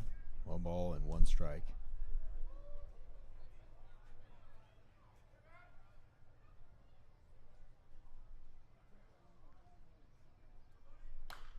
Grounded softly but foul down the right field line. And Bursaw ahead in the count 1-2.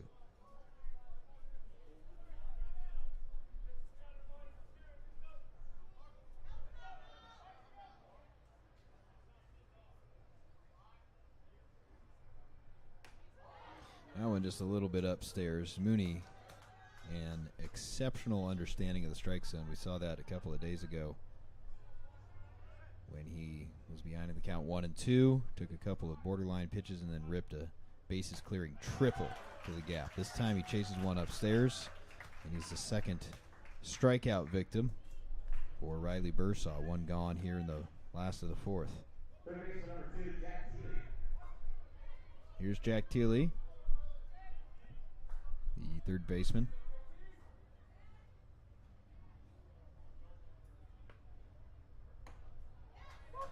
On the outside part of the plate, 0-1.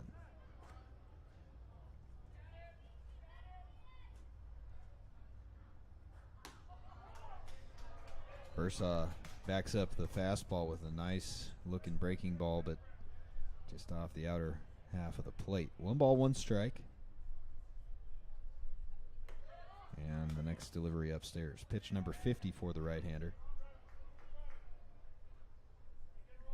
I mentioned earlier, pitch count sort of out the window this deep into the regional. 2-1 pitch, grounded towards the hole. Backhanded by Moggers. Long throw is high and not in time. So Moggers got to it, but his throw pulled smoke off the bag. So 1 out base runner.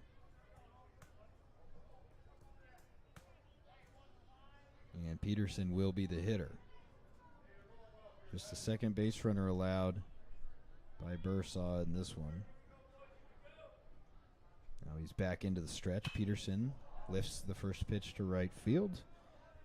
Moggers ranging towards the line has it for out number 2.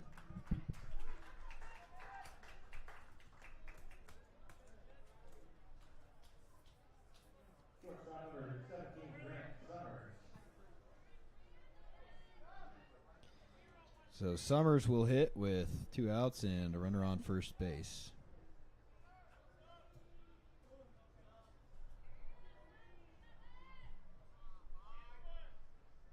Runner goes. Sky to the right center gap. Racing over and tracking it all the way. Gertson for out number 3. So Creighton Prep gets its second base runner but leaves him stranded. We're through 4 shutout innings at Fitzgerald Stadium.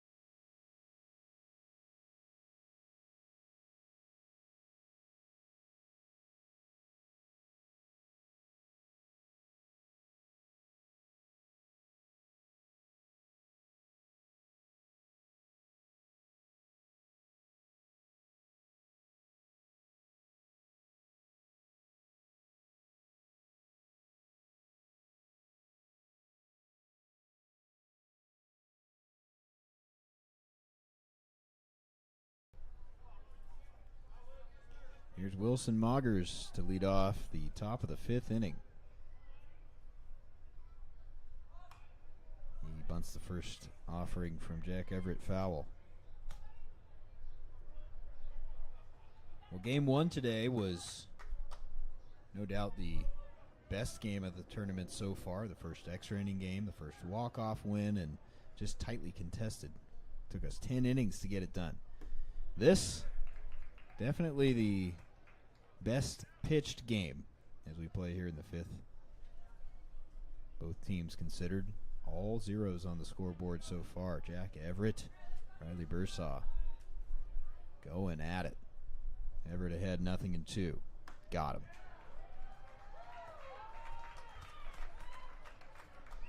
Just the second strikeout for Jack Everett. But he's got his man to lead off the 5th. And here's Braden Smook.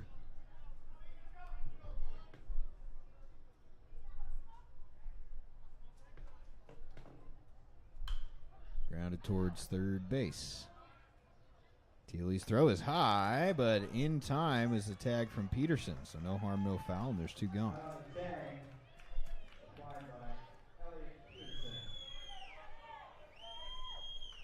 Two quick outs.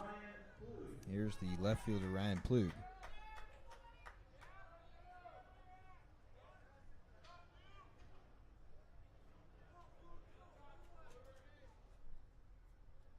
First pitch up and out of the zone, ball 1.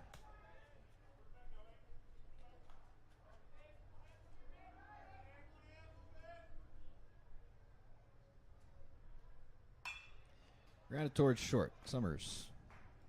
And another 1-2-3 inning for Jack Everett. He has been outstanding. 5 shutout frames for the lefty. Creighton Prep coming up in the bottom half.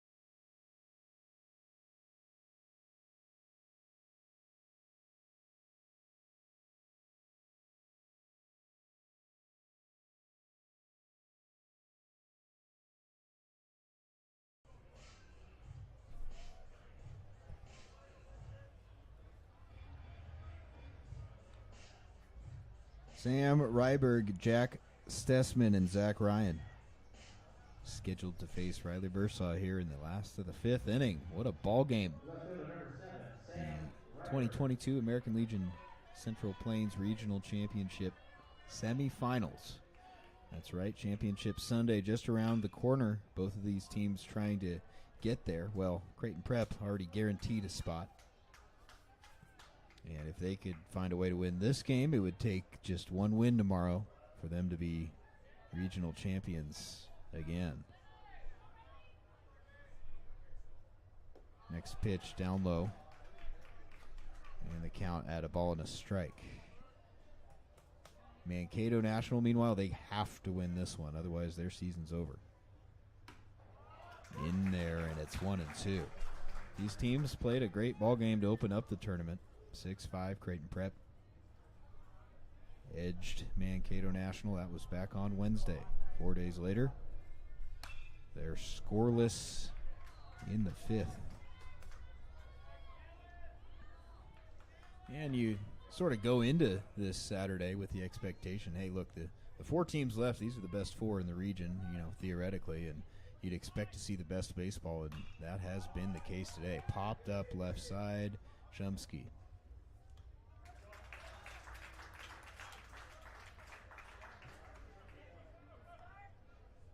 Now batting number 5, John Stessman.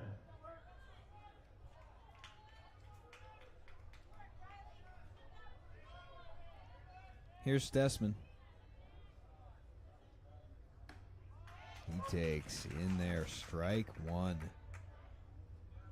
Bursaw just mowing him down. Breaking ball tapped foul. And Riley way ahead, 0-2.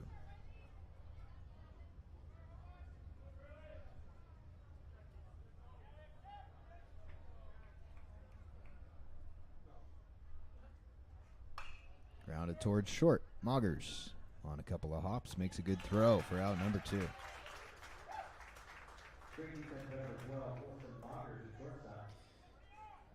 So a couple quick outs, and here is Zach Ryan, the catcher.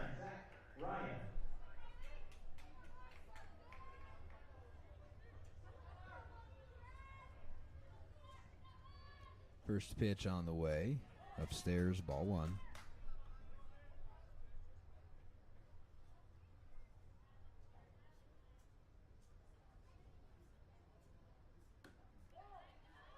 And Bursaw falling behind, 2 balls, no strikes. He's got the rhythm going now, but he's behind Ryan 2-0. Challenge fastball, and Ryan only able to fight it off back behind home plate out of play.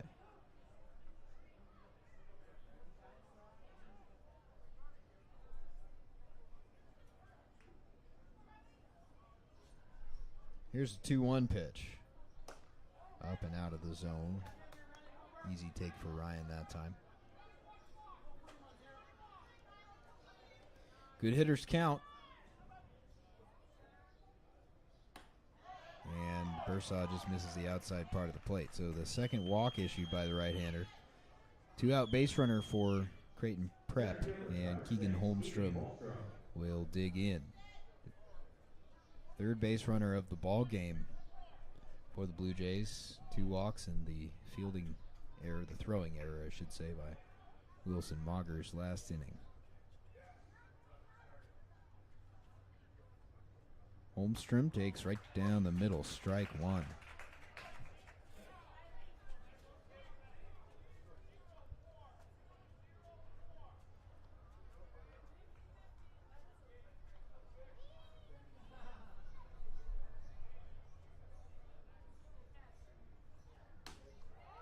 Fastball just off the outside part of the plate. Good spot there from Bursaw. He's been down in the zone all day long. Command has been there for the righty. 1-1 pitch. That time misses upstairs.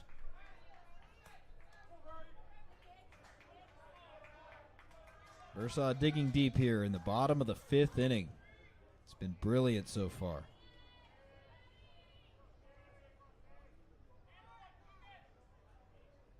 Two 2-1 pitch. Popped up. Moggers into shallow left field is under it.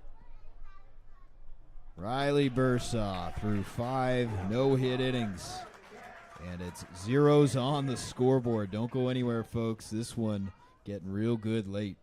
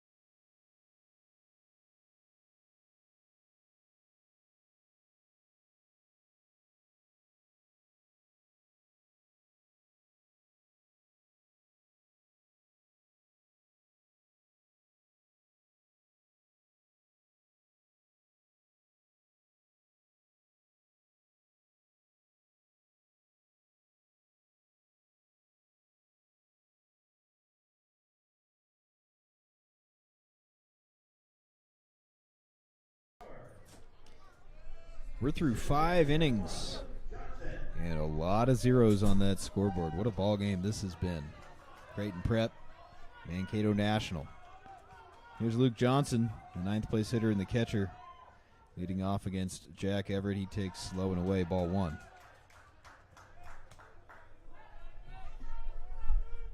9-1-2 for Mankato. Can they break through here in the top of the 6th? Next pitch, low and inside. Everett, 63 pitches. He's been outstanding.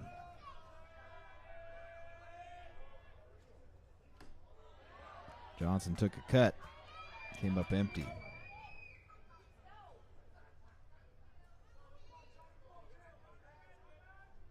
Still some movement around the Creighton Prep bullpen, but this game is in the hands of Jack Everett. Has been from the start. The lefty working on inning number 6. And someone's going to have to break through, but it's hard to imagine that the way these starting pitchers have thrown so far. They've looked near untouchable. That one just missing the outside corner. So a big pitch here to the leadoff man, Johnson, 3-2. Luke trying to get on base to start the top of the 6th. Here's a payoff. Lined into left field. Luke Johnson with the leadoff knock.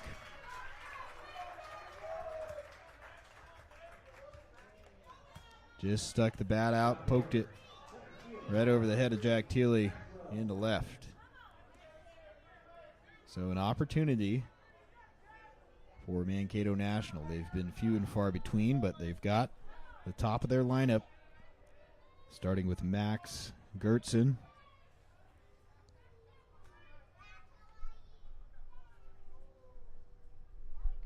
Bunt shown, and he gets it down. It's a good one. Everett's got to hurry. The throw's in time. And for just the second time in this ball game, there's a runner in scoring position.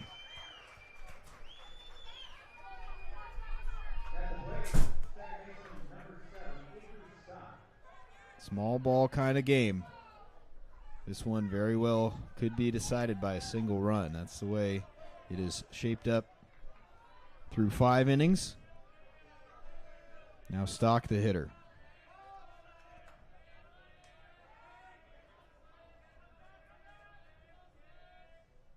Everett misses upstairs, ball 1. Lefty on lefty matchup here.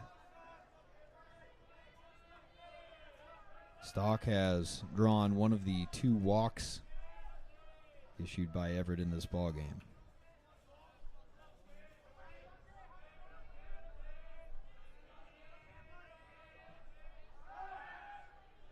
Jack will spin around, but Luke Johnson easily back to the base in time. Parker Mooney, the second baseman, a couple of feet behind the dark cutout in right field. And the next pitch down low, 2 balls, no strikes. Lewis Maugers waiting on deck.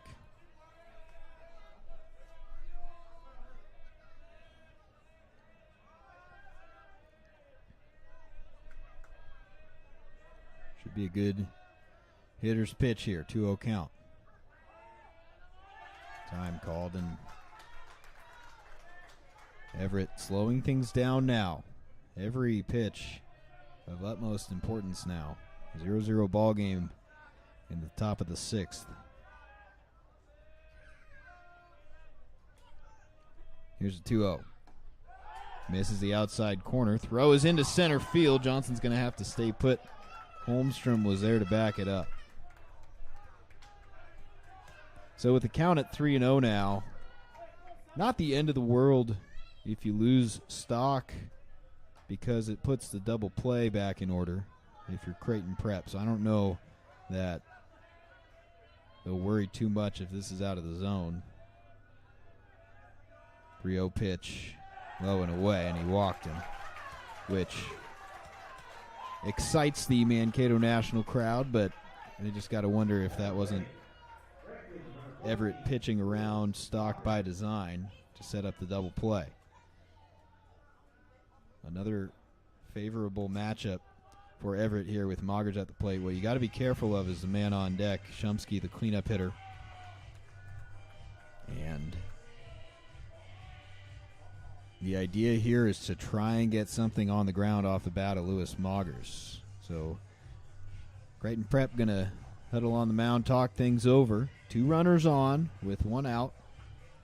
First time today for either team that there have been multiple runners on base. That's what kind of pitching performance we've seen from Jack Everett on the mound right now and his counterpart Riley Bursaw for Mankato National. They have been exceptional. But something's got to give eventually. Is this the moment? Is this the inning when the boys from Minnesota break through? Trying to keep their state alive in this region. St.Michael from Minnesota lost earlier today to Millard South out of Nebraska. So 2 Nebraska teams are guaranteed to play on Sunday, and Mankato National trying to win this one and make it a 3-team championship day. So the conference breaks up. Johnson, the runner, at second. Stocks at first. Here's the first pitch to Lewis Moggers. Off speed, just missing the inside corner. Good spot from Everett. Maybe just an inch or so off the inner black.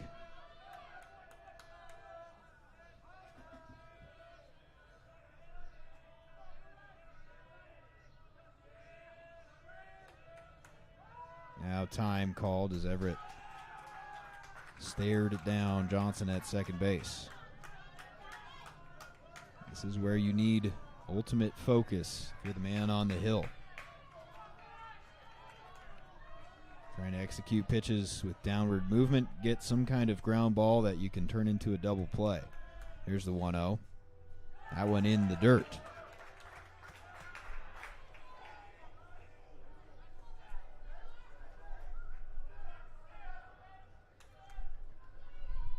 Well, I don't think they minded that much that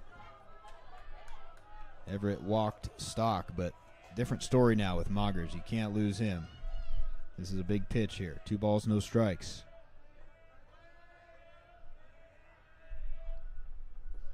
Too low. That's been the pitch selection. Work down in the zone.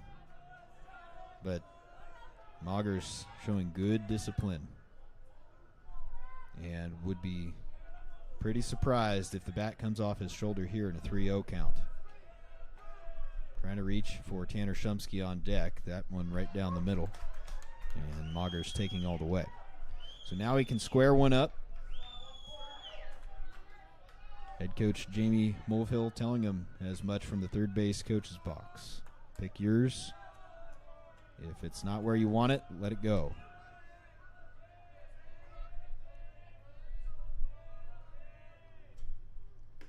In the dirt, and the bags are loaded. Here comes Tanner Shumsky.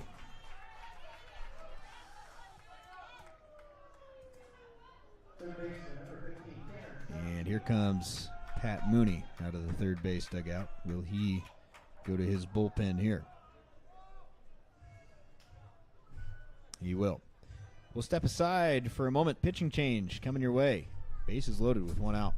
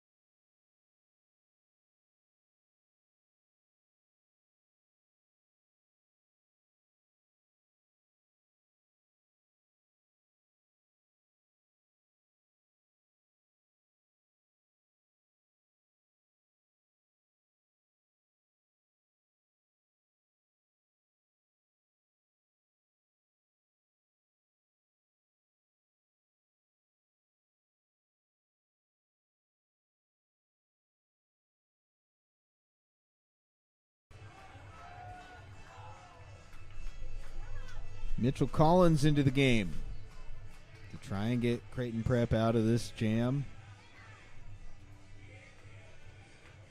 And it's a big one. Bases loaded, one out. Third time we've seen Mitchell in this tournament.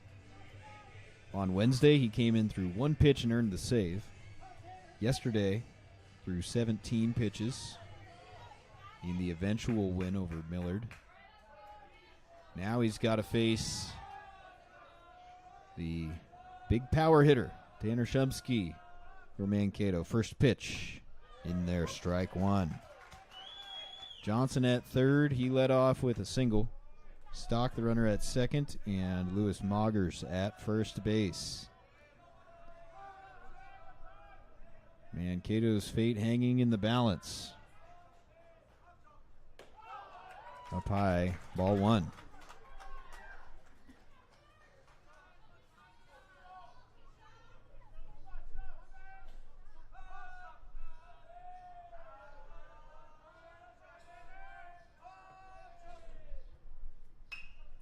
Next pitch grounded foul. Change up that time from Collins, and Shumsky well early. So he's behind in the count 1-2. If you're Collins, you're pitching for the strikeout here.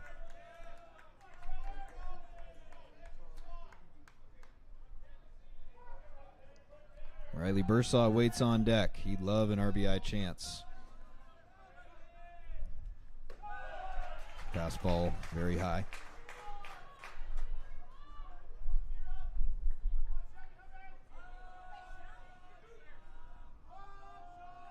Can Mankato National capitalize? Grounded up the middle. Slow, but a chance for two. The throw to first in time. And Mitchell Collins gets him out of the jam. Dials up a ground ball, and Creighton Prep turns it into an inning-ending double play. We'll go to the bottom of the sixth. Still no score.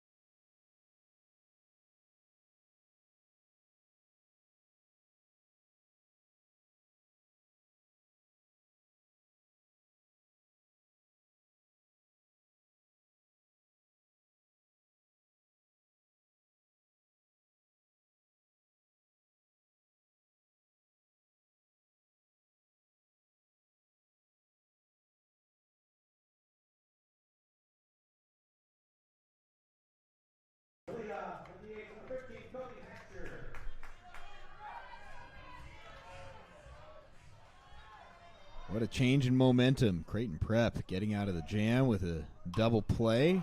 Here's a shot in the left center field, and nobody's there. And it's the first hit for Creighton Prep. And it comes off the bat of the leadoff man, Kobe Hatcher. And all of a sudden, the go-ahead run in scoring position, just like that.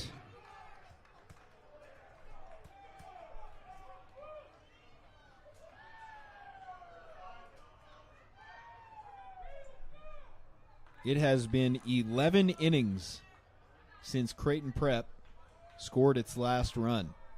A 6-run first against Millard last night, zeros since. Despite that, they are 3-0, and they are a base hit away from taking the lead here in the bottom of the sixth. Mooney gets the bunt down and advances the runner 90 feet to third base.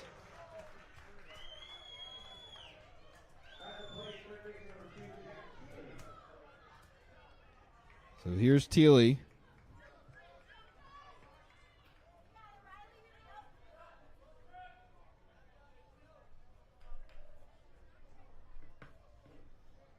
Infield in. Not going to matter. It's line to center. Will hang up. Runner tags. Here's the throw home. It's offline. And Creighton Prep takes the lead. The sac fly off the bat of Jack Thiele. And it's 1-0 at long last. We've got a run on the board.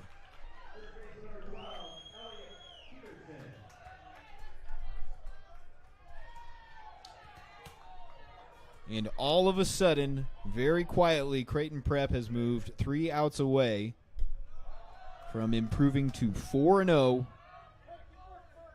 and needing just one more win to reach the American Legion World Series. 1-0 pitch. Lined into center field. There's another knock. This time off the bat of Peterson. Still 3 outs left to get defensively. But about 7 minutes ago, it felt like all the momentum in the world was on the side of Mankato. Bases loaded, 1 out. But just a little bit of magic for the men in blue. An inning-ending double play. Their first hit. The double by Hatcher. Now it's 1-0, 2 outs. In the bottom of the 6th. This ball fouled back and out of play.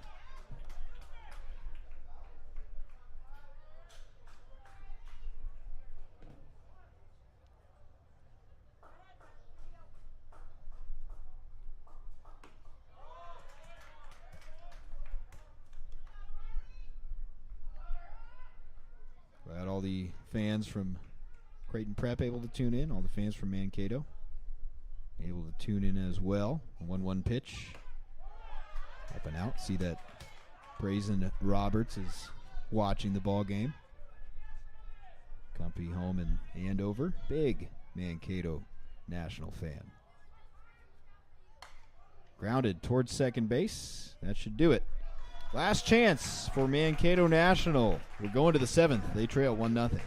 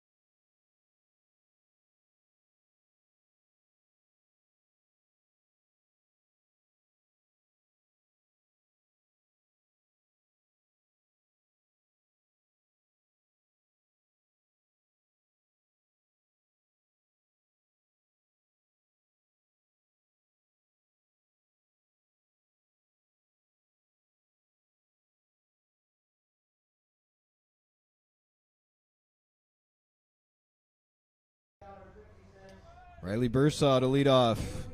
And what a game he has authored on the mound, but somewhat unbelievably, his team trails 1-0. Top of the 7th. Ground ball to third. Thiele. And able to stay on the bag was Peterson for out number 1.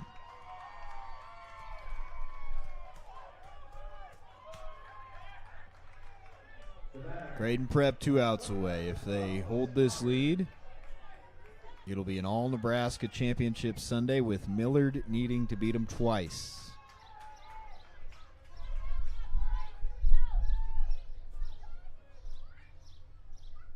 Collins in there, strike 1. Facing Wilson Moggers.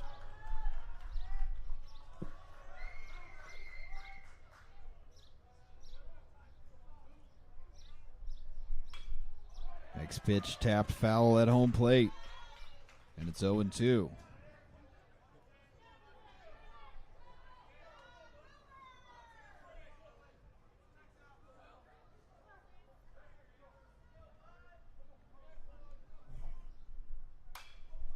Headed towards second. Mooney.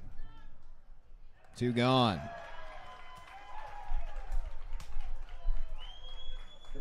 And it'll be up to Braden Smook. Last chance for Mankato National.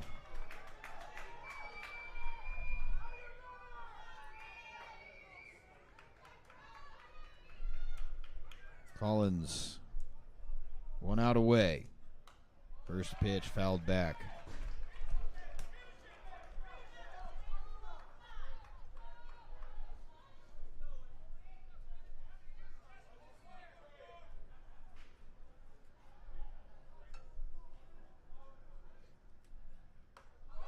Just off the outside part of the plate that time. 2 hits apiece. That's it. Jack Everett was stellar through 5 1/3. Mitchell Collins came on and trying to finish this one off. Just misses the outside corner.